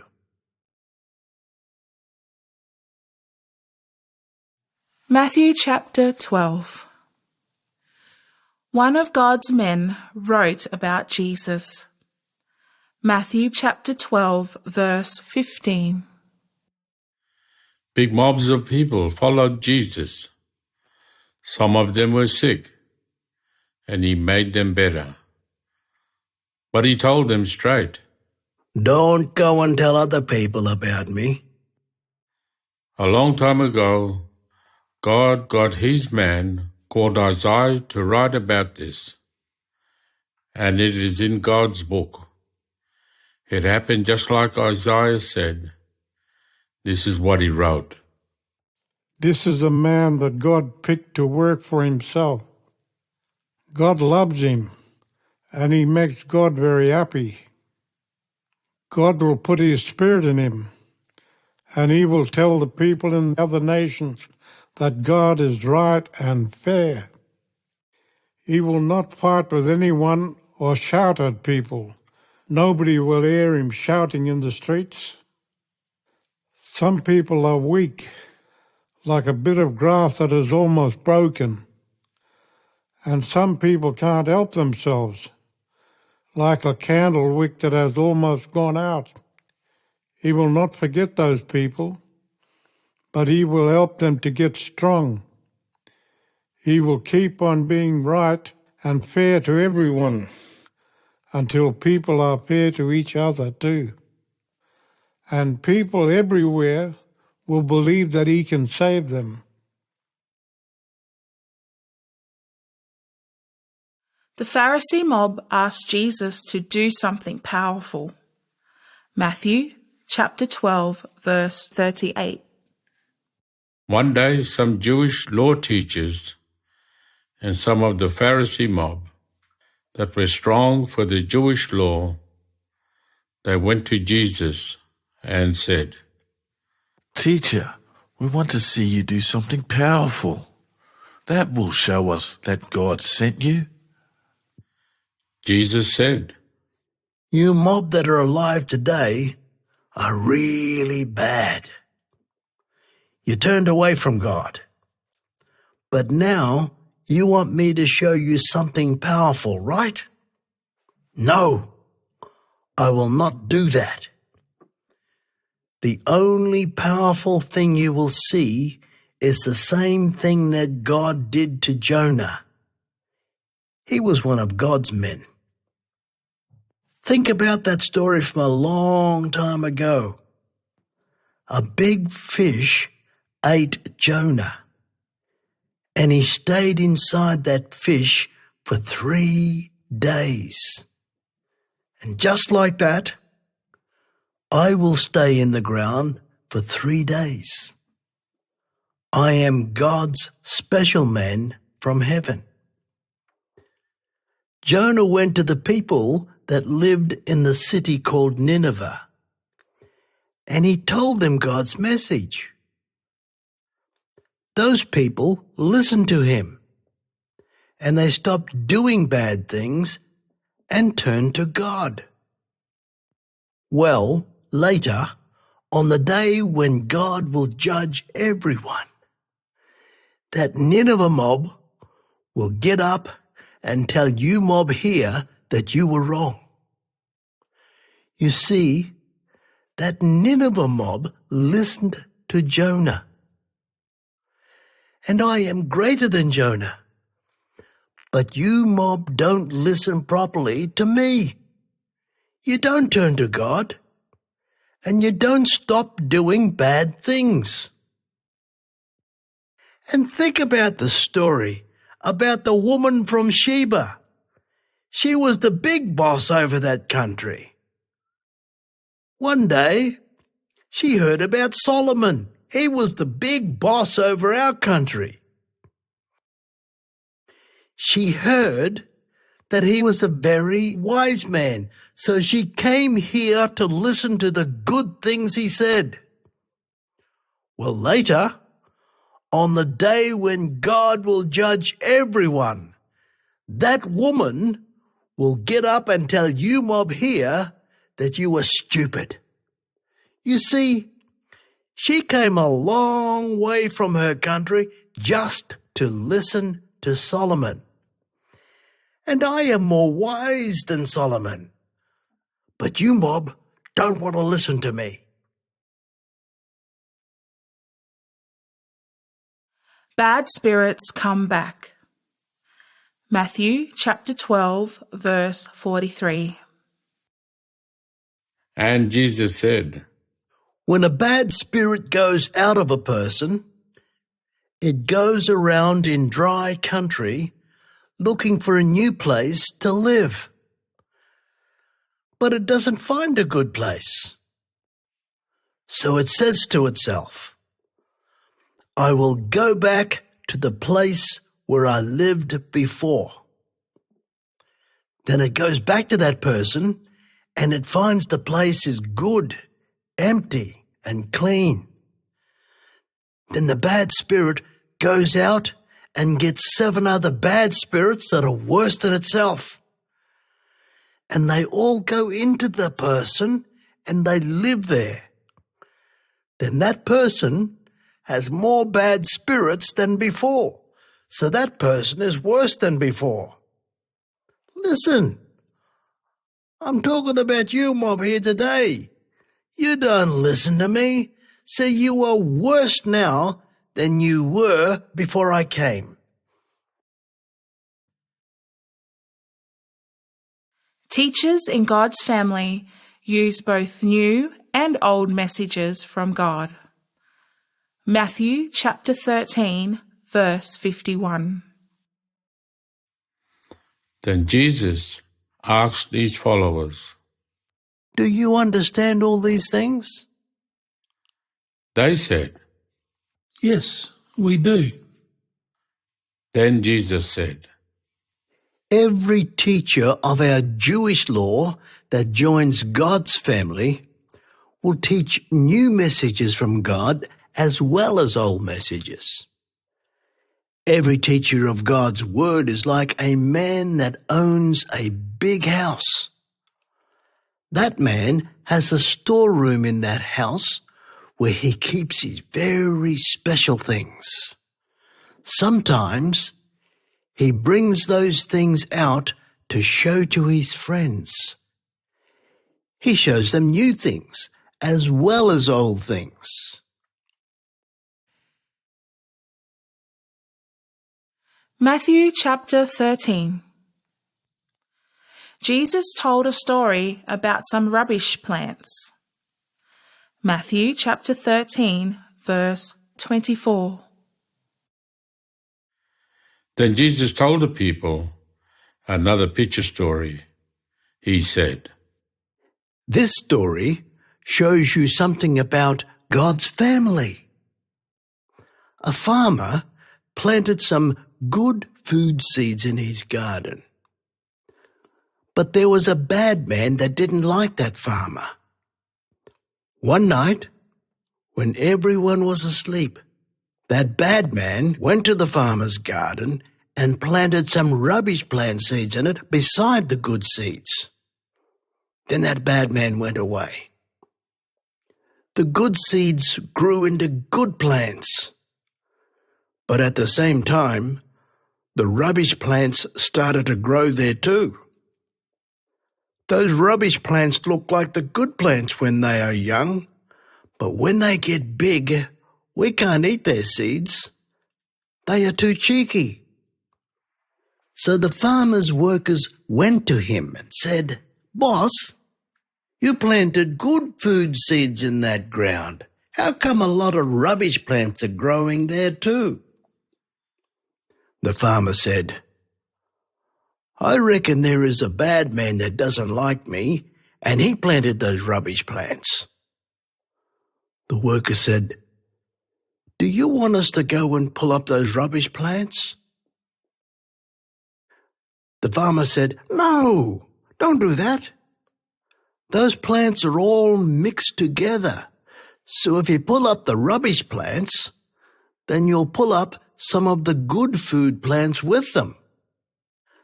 No, just let them all grow up, the good plants and the rubbish plants together. Later, when the right time comes, I will get some men to get the good seed food. But I will talk to them before they do that job. I will tell them to cut down the rubbish plants first and take them away and burn them. After that, they will get all the good seed food and bring it into my shed.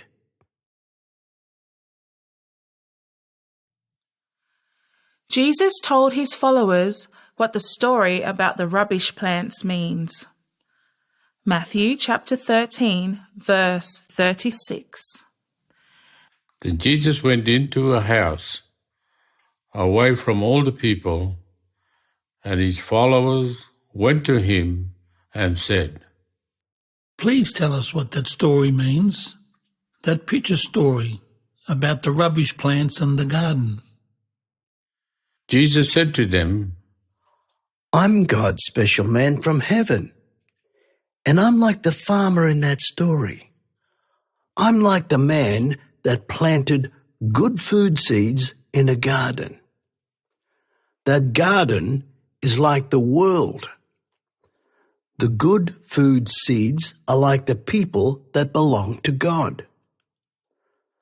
The rubbish plant seeds are like the people that belong to the devil, the boss over the bad spirits. The bad man that planted those rubbish seeds in the garden is like the devil. The time to get all the good seed food is like the time for the end of the world. The workers that cut down the plants are like God's angel messengers. And in the story, the workers cut down the rubbish plants and burned them in the fire. That is a picture of what will happen at the end of the world.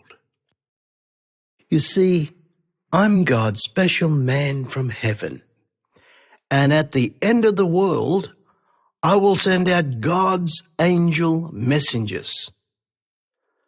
They will get the people that belong to the devil. They will get all the people that don't belong in God's family. Those people are the ones that break God's law and they make other people do bad things. The angels will chuck all those bad people into a big fire. Those people will cry and they'll be so angry that they will bite their teeth together. But at that time, God will show everyone that the good people are really great. It will be like they are shiny, like the sun. And they will be in the family of God, their Father. Then Jesus said, You've got ears, so you have to listen to me properly and take notice of my words. Jesus told two stories to show us that God's family is very good. Matthew chapter 13, verse 44. Jesus told his followers another picture story. He said, This story shows you more about God's family. A man buried a lot of gold in the ground to hide it. Sometime later, another man found that gold, but he didn't own the land, so he couldn't get it for himself. So he buried it again. Then he went away and he sold everything that he owned to get some money. Then he bought that land. After that, he got all that gold for himself and he was really happy. Well, if you find out how to get into God's family, it is like you find a lot of gold. Jesus talked some more. He said, This is another picture story that shows you about God's family. There was a man that used to buy things and then take them to another place and sell them again at a higher price. That was his job. One day, he was looking for beautiful pearls to buy. He found a really good and beautiful pearl, but its price was very high. So he sold everything that he owned to get enough money for it. Then he bought that very good pearl. Well, if you find out how to get into God's family, it is like you find a very good pearl. Jesus told a story about a fishing net to show more about God's family. Matthew chapter 13, verse 47. Then Jesus said, This is another picture story that shows you about God's family. Some fishermen threw their fishing net into the water and caught a lot of fish in it. There were all sorts of fish in that net. Then they dragged it up onto the land and sat down and sorted out the fish. They put the good fish into baskets to keep them, and they chucked the bad fish away. That's what it will be like when God will finish up this world. His angel workers will come and sort everybody out. They will save good people, and they will chuck the bad people into a big fire. Those people will cry a lot, and they will be so angry that they will bite their teeth together.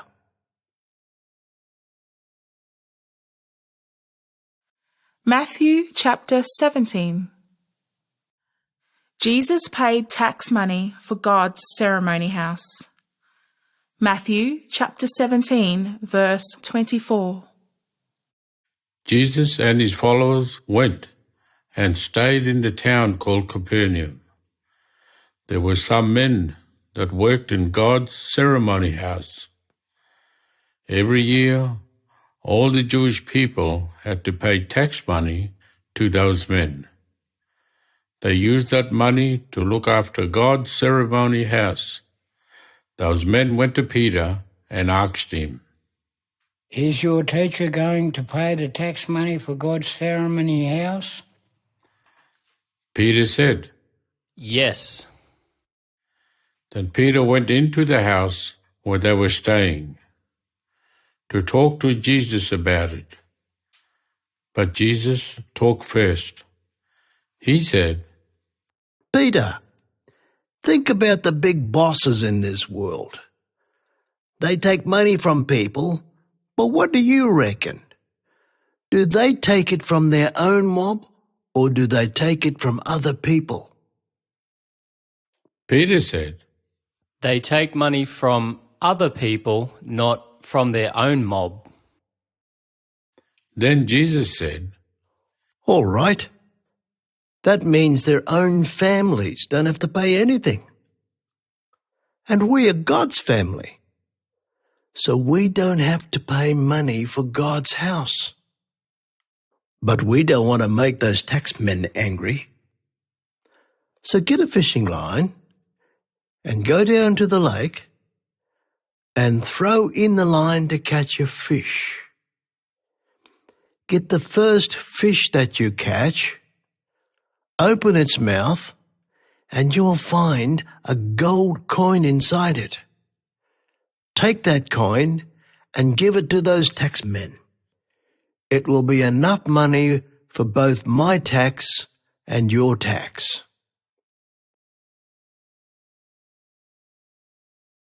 Matthew chapter 18. What if a Christian does something wrong to you? Matthew chapter 18, verse 15. Jesus told his followers, If another one of my followers does something wrong to you, then you have to go to them and talk about it. Just the two of you can talk about it together while you are alone. If they listen to you and if they agree with you, then you can call them your friend again. But if they don't want to listen to you, then take one or two other people with you and go to that person. These other people will hear you talk about the wrong things that person did, and they will hear what that person says, and they will find out what is true. If that person will not listen to all of you, then go to the church and tell the people in the church what happened. Let them sort it out and talk to that person. If that person doesn't want to listen to them, then you can treat them like somebody that doesn't follow me. They are like somebody that doesn't know God, or like somebody that doesn't do what God says. Then Jesus told his followers, Listen, you are the people that will know what God wants. If you all agree that something here on this earth is wrong, it will be something that God in heaven already said is wrong. And if you all agree that something here on this earth is all right, it will be something that God in heaven already said is all right. I'm telling you this again.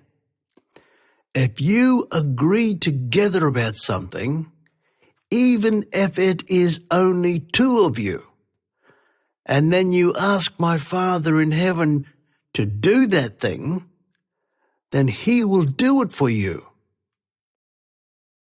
You see, if you get together to respect me, I will be right there with you, even if it is only 2 or 3 of you at that time.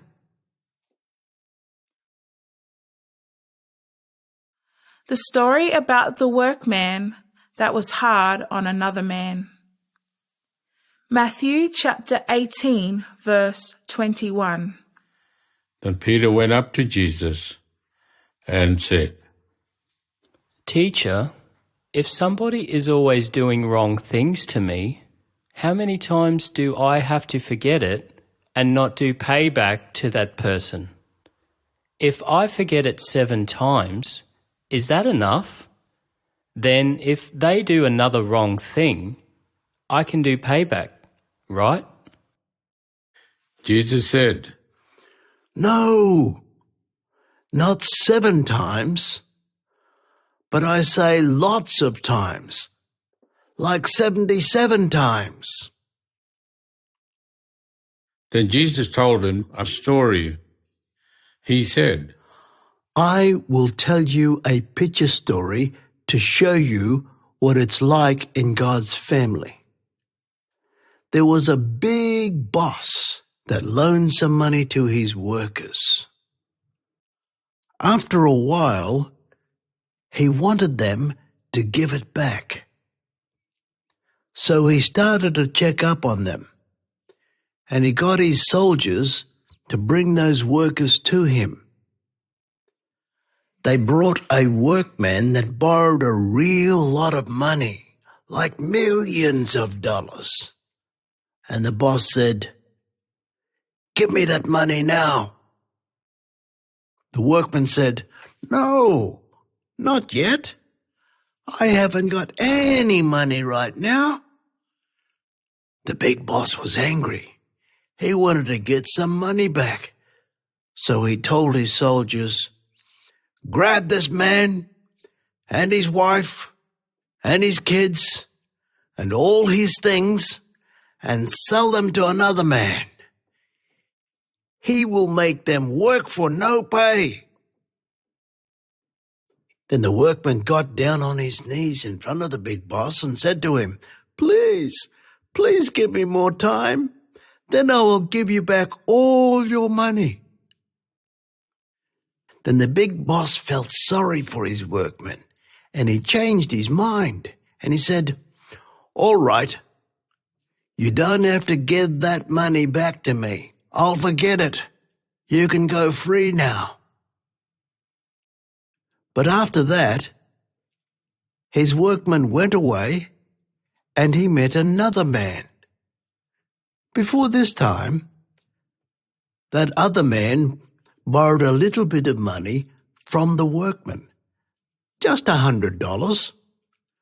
So the workman grabbed that other man's neck and said, "Give me back that money right now." It's my money." That other man went down on his knees and said, "Please, please, give me more time. Then I will give you back your money." But the workman said, "No way. I will not forget what you owe me." And he put that man in jail. And he told the boss over the jail to keep him there until he gives back all of that money. Some of the other workers saw what happened, and they were not happy about it. So they went to the big boss and told him all about it. Then the big boss got the workman to come in and said to him, "You are really bad. You asked me to forget about all my money that you borrowed. It was millions of dollars. And I was good to you. I said that you didn't have to give it back to me. So now you have to feel sorry for that other man and be good to him, just like I felt sorry for you." The big boss was really angry, and he told the soldiers to grab that workman, to beat him up, and to put him in jail. He will stay there until he can give all that money back to the big boss. Then Jesus said, It's like that with you too.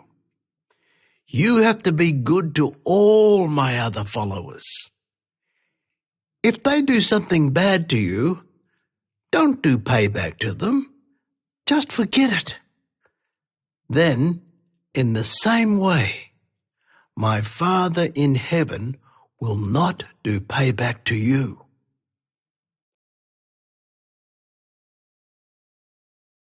Matthew chapter 20. Jesus told a story about workmen in a garden. Matthew chapter 20, verse 1. Jesus said to his followers, This picture story is about the people that will be in God's family. There was a man that owned a garden, and he wanted some workmen to get a job finished in one day. So he went out early in the morning to the place in the town where men waited around looking for a job. He talked to the men there, and they agreed to work for him. He agreed to give them the right pay, the pay that men always get for a day's work. Then he sent them to work in his garden. At 9 o'clock in the morning, he went again to that place in the town, and he saw some other men standing around doing nothing. So he gave each of them a job too. He told them, "Come and work in my garden today, and I will pay you the right money at the end of the day." So they went to work in his garden. Then, in the middle of the day, the boss went to that place in the town again, and he found some more men there, and he did the same for them. He gave them jobs. At 3 o'clock in the afternoon, he did the same thing. He found some more men and gave them jobs too. Then, at 5 o'clock in the afternoon, he went into town again, and he saw some more men standing around. He asked them, "Why haven't you been working today?" They said, "Because nobody gave us a job." The boss said to them, "All right, I'll give each of you a job. Go and work in my garden." At the end of the day, he told his manager, "Tell all the workmen to come here, and we will pay them their money. Tell the last workman to come first." So he paid the men that started their job at 5 o'clock, and he gave each of them a full day's pay. Then he kept on paying the other men, and he gave each man a full day's pay. Last of all, he paid the men that started their job early in the morning. They thought they were going to get more money, but they didn't. Each of them got a full day's pay just like the other men. When they got their money, they complained to the boss. They said, "Those men only worked for 1 hour, and you paid them just as much money as you paid us. That's not fair. We worked all day in the hot sun." The boss said to one of them, "My friend, I'm not cheating you. You agreed to work all day for 1 day's pay, right? Well, take your money and go home. You see, I wanted to pay these last workmen the same as you. It's all right for me to do what I want with my own money, right? If I'm good to somebody, don't get upset with me." Then Jesus told them what that story means. He said, One day, those people that are the last ones now, they will be the first ones. And those people that are the first ones now, they will be the last ones.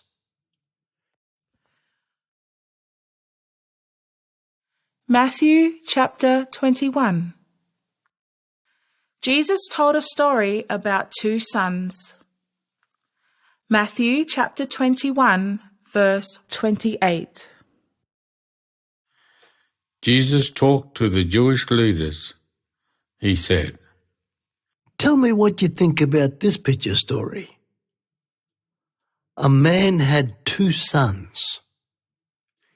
He went to the oldest son and said, "Son, go and work on our farm today." The older son said, "No, I don't want to." But later, he changed his mind and he went and worked on their farm. The father also went to his youngest son and said the same thing to him. He said, "Son, go and work on our farm today." The youngest son said, "Yes, Dad, I will go." But he didn't go and work on their farm. Then Jesus asked those Jewish leaders, Which one of that man's sons did what their father wanted? They said, The oldest son did what their father wanted. Then Jesus said, Listen, there are people that did bad things, but they will go into God's family before you mob do.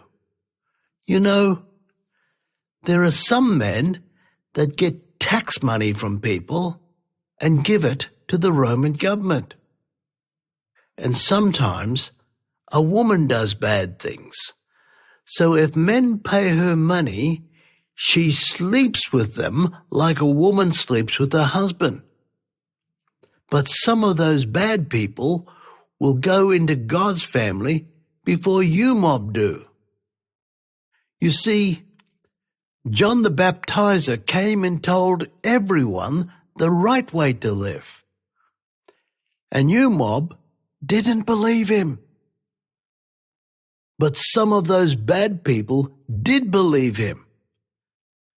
and they stopped doing bad things. And even when you saw them do that, you still didn't change your minds. You didn't say you were sorry for the bad things you did. And you didn't turn around and follow God's way.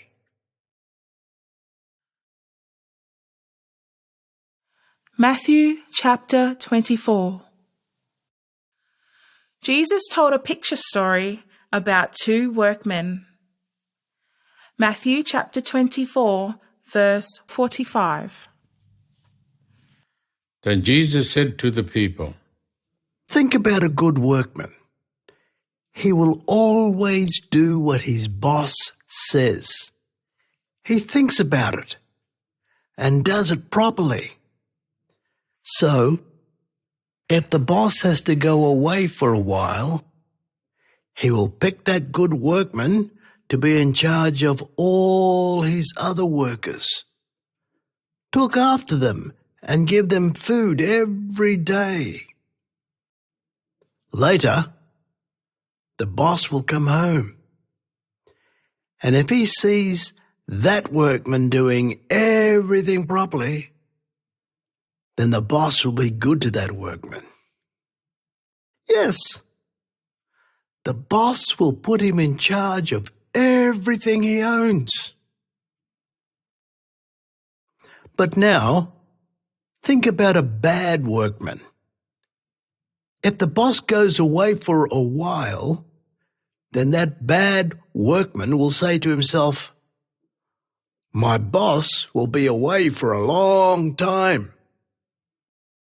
Then he will do bad things. He will hit the other workers. And he will eat too much food and get drunk with other people that drink too much grog. Then the boss will come home at a time when the bad workman doesn't think he will. So the boss will catch him doing bad things. And the boss will punish that bad workman a lot. He will put him in a bad place with people that say they are good, but really they do bad things. Everyone in that place will cry, and they will be so angry, they will bite their teeth together.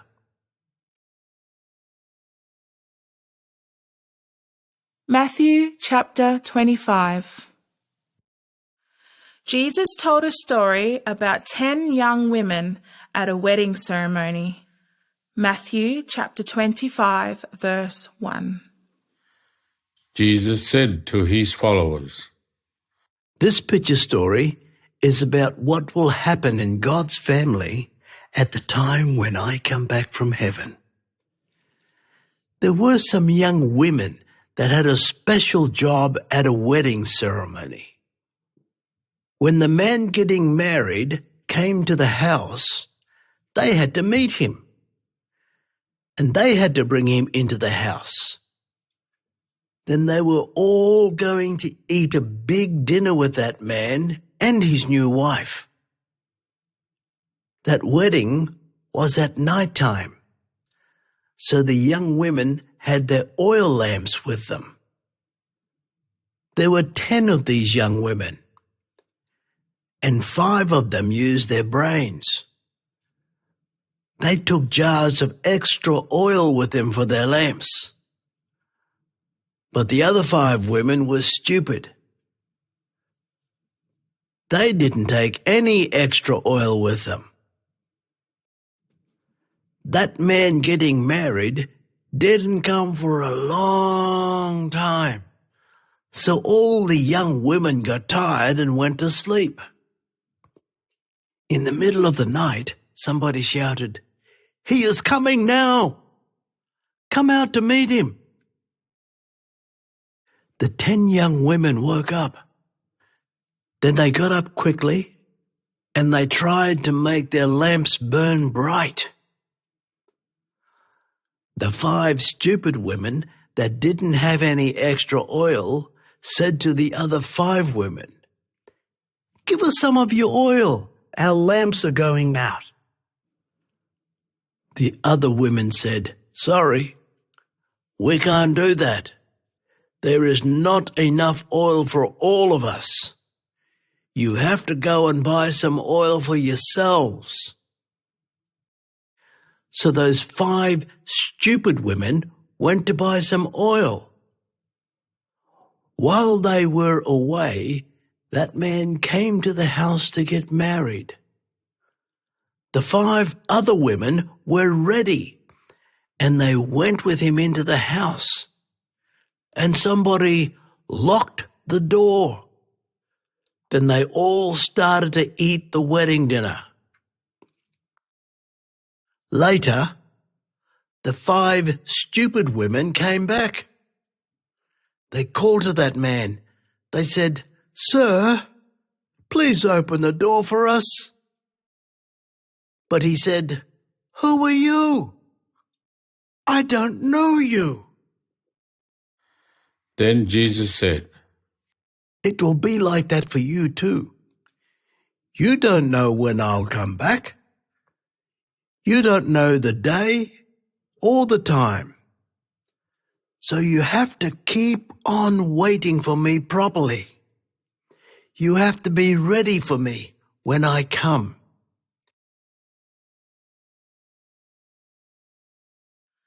After Jesus comes back, he will judge everybody. Matthew chapter 25, verse 31. Jesus said, I am God's special man, and one day I will come back from heaven, and all God's angel messengers will come with me.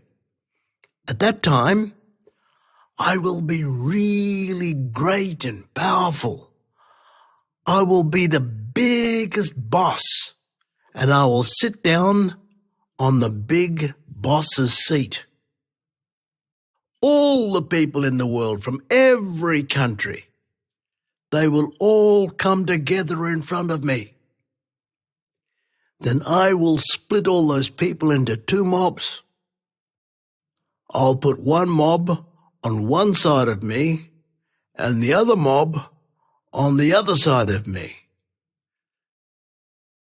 Then I will say to the people on my right-hand side, "Come on, you mob.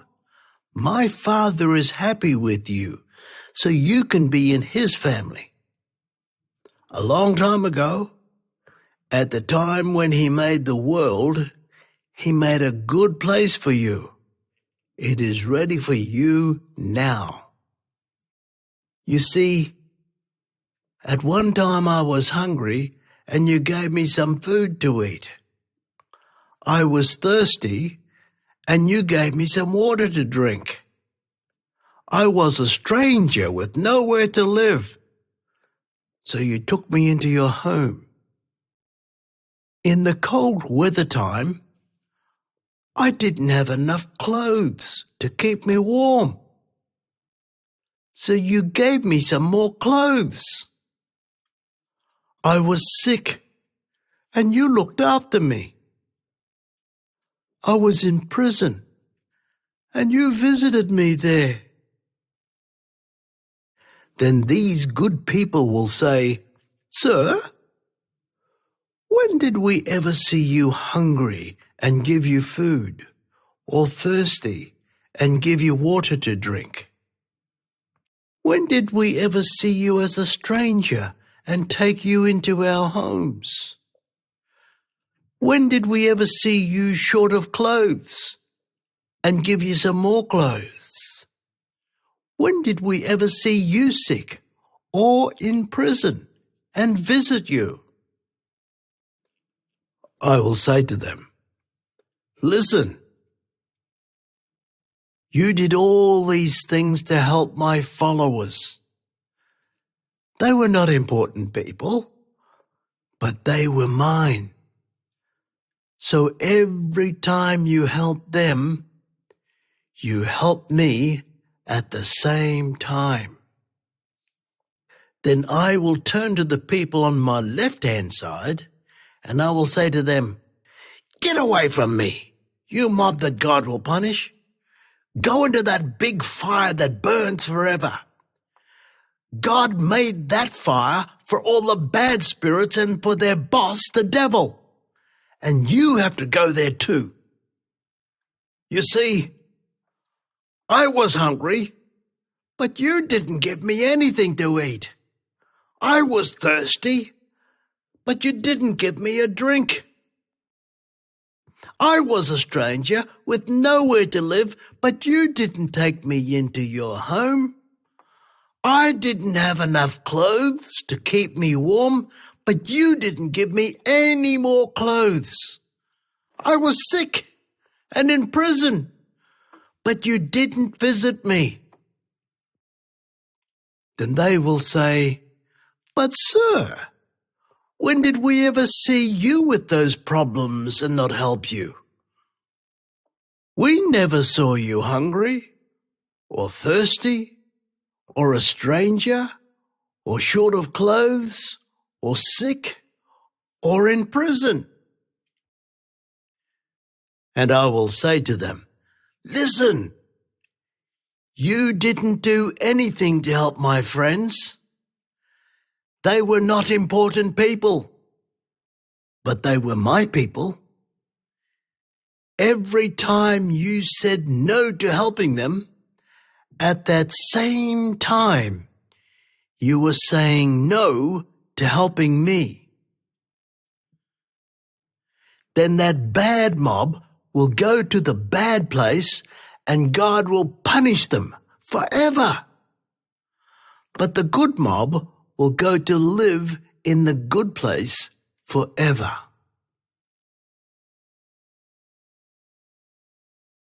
Matthew chapter 27. Soldiers guarded the cave that had Jesus' body. Matthew chapter 27, verse 62. The bosses of the Jewish ceremonies got together with the Pharisee mob that were strong for the Jewish law, and they went to Pilate. He was the Roman boss at that time. They said, "Sir, we can remember the things Jesus said while he was still alive. That man tried to get people to believe things that are not true. He said, 'I will die, and then after 2 nights, on the 3rd day, I will come alive again.' Maybe his followers will come and steal his body, and then tell everyone that he came alive again. If they do that, then we'll be worse off than before. So we want to stop them from doing that. We want somebody to guard the cave that has Jesus' body and keep people away from it for 3 days." Pilate said, All right, you can take a mob of soldiers to guard that cave. Do whatever you can to stop anybody from moving that stone. So they tied a rope around that stone and put wax on the knot, and they made Pilate's mark in that wax. Then they would know if somebody tried to move that stone, and they told the soldiers, Guard this cave. Don't let anyone touch it.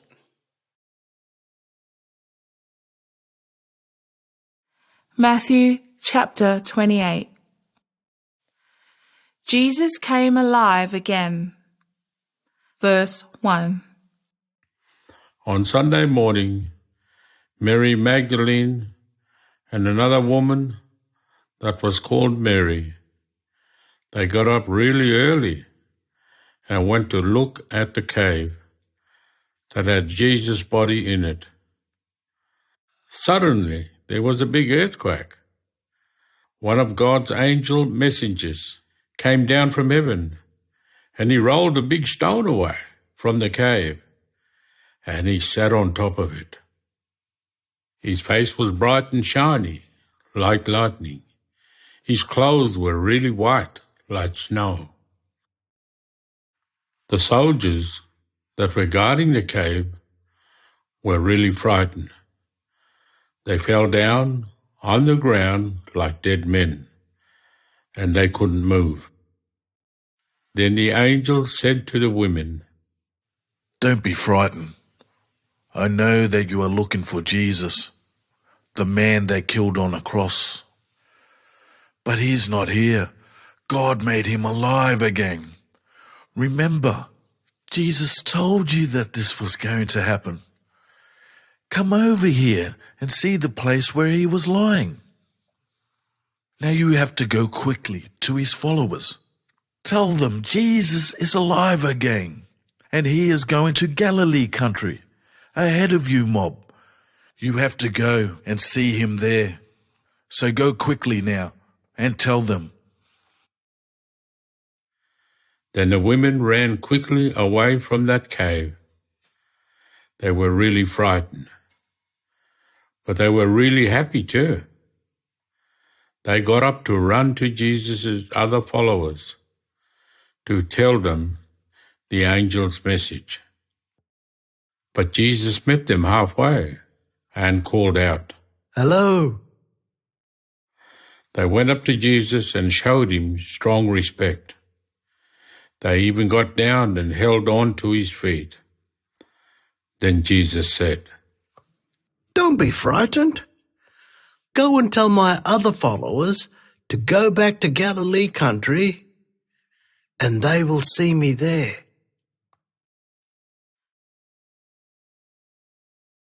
The guards told the Jewish leaders what happened. Matthew chapter 28, verse 11. While the women were going away, some of the soldier guards went into the city and told the bosses of the Jewish ceremonies everything that happened at the cave. Then the ceremony bosses called a meeting with the Jewish elders. They all agreed to give the soldiers a lot of money to get them to tell a lie. They told the soldiers, You have to tell everyone. Jesus' followers came in the night while we were asleep, and they stole his body. If anyone tells the boss Pilate about this, then we'll talk to him and tell him that you didn't do anything wrong, so he will not give you any trouble.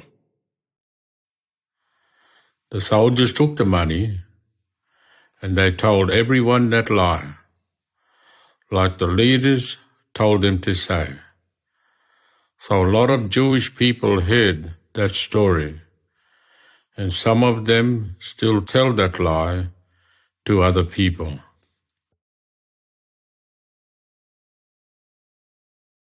Jesus' followers have to tell everyone in the world about him.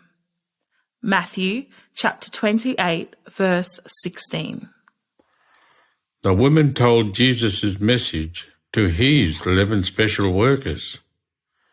Then those men remembered that Jesus told them to meet him on a mountain in Galilee, so they went there. They saw Jesus there, and they felt really happy, and they showed him strong respect.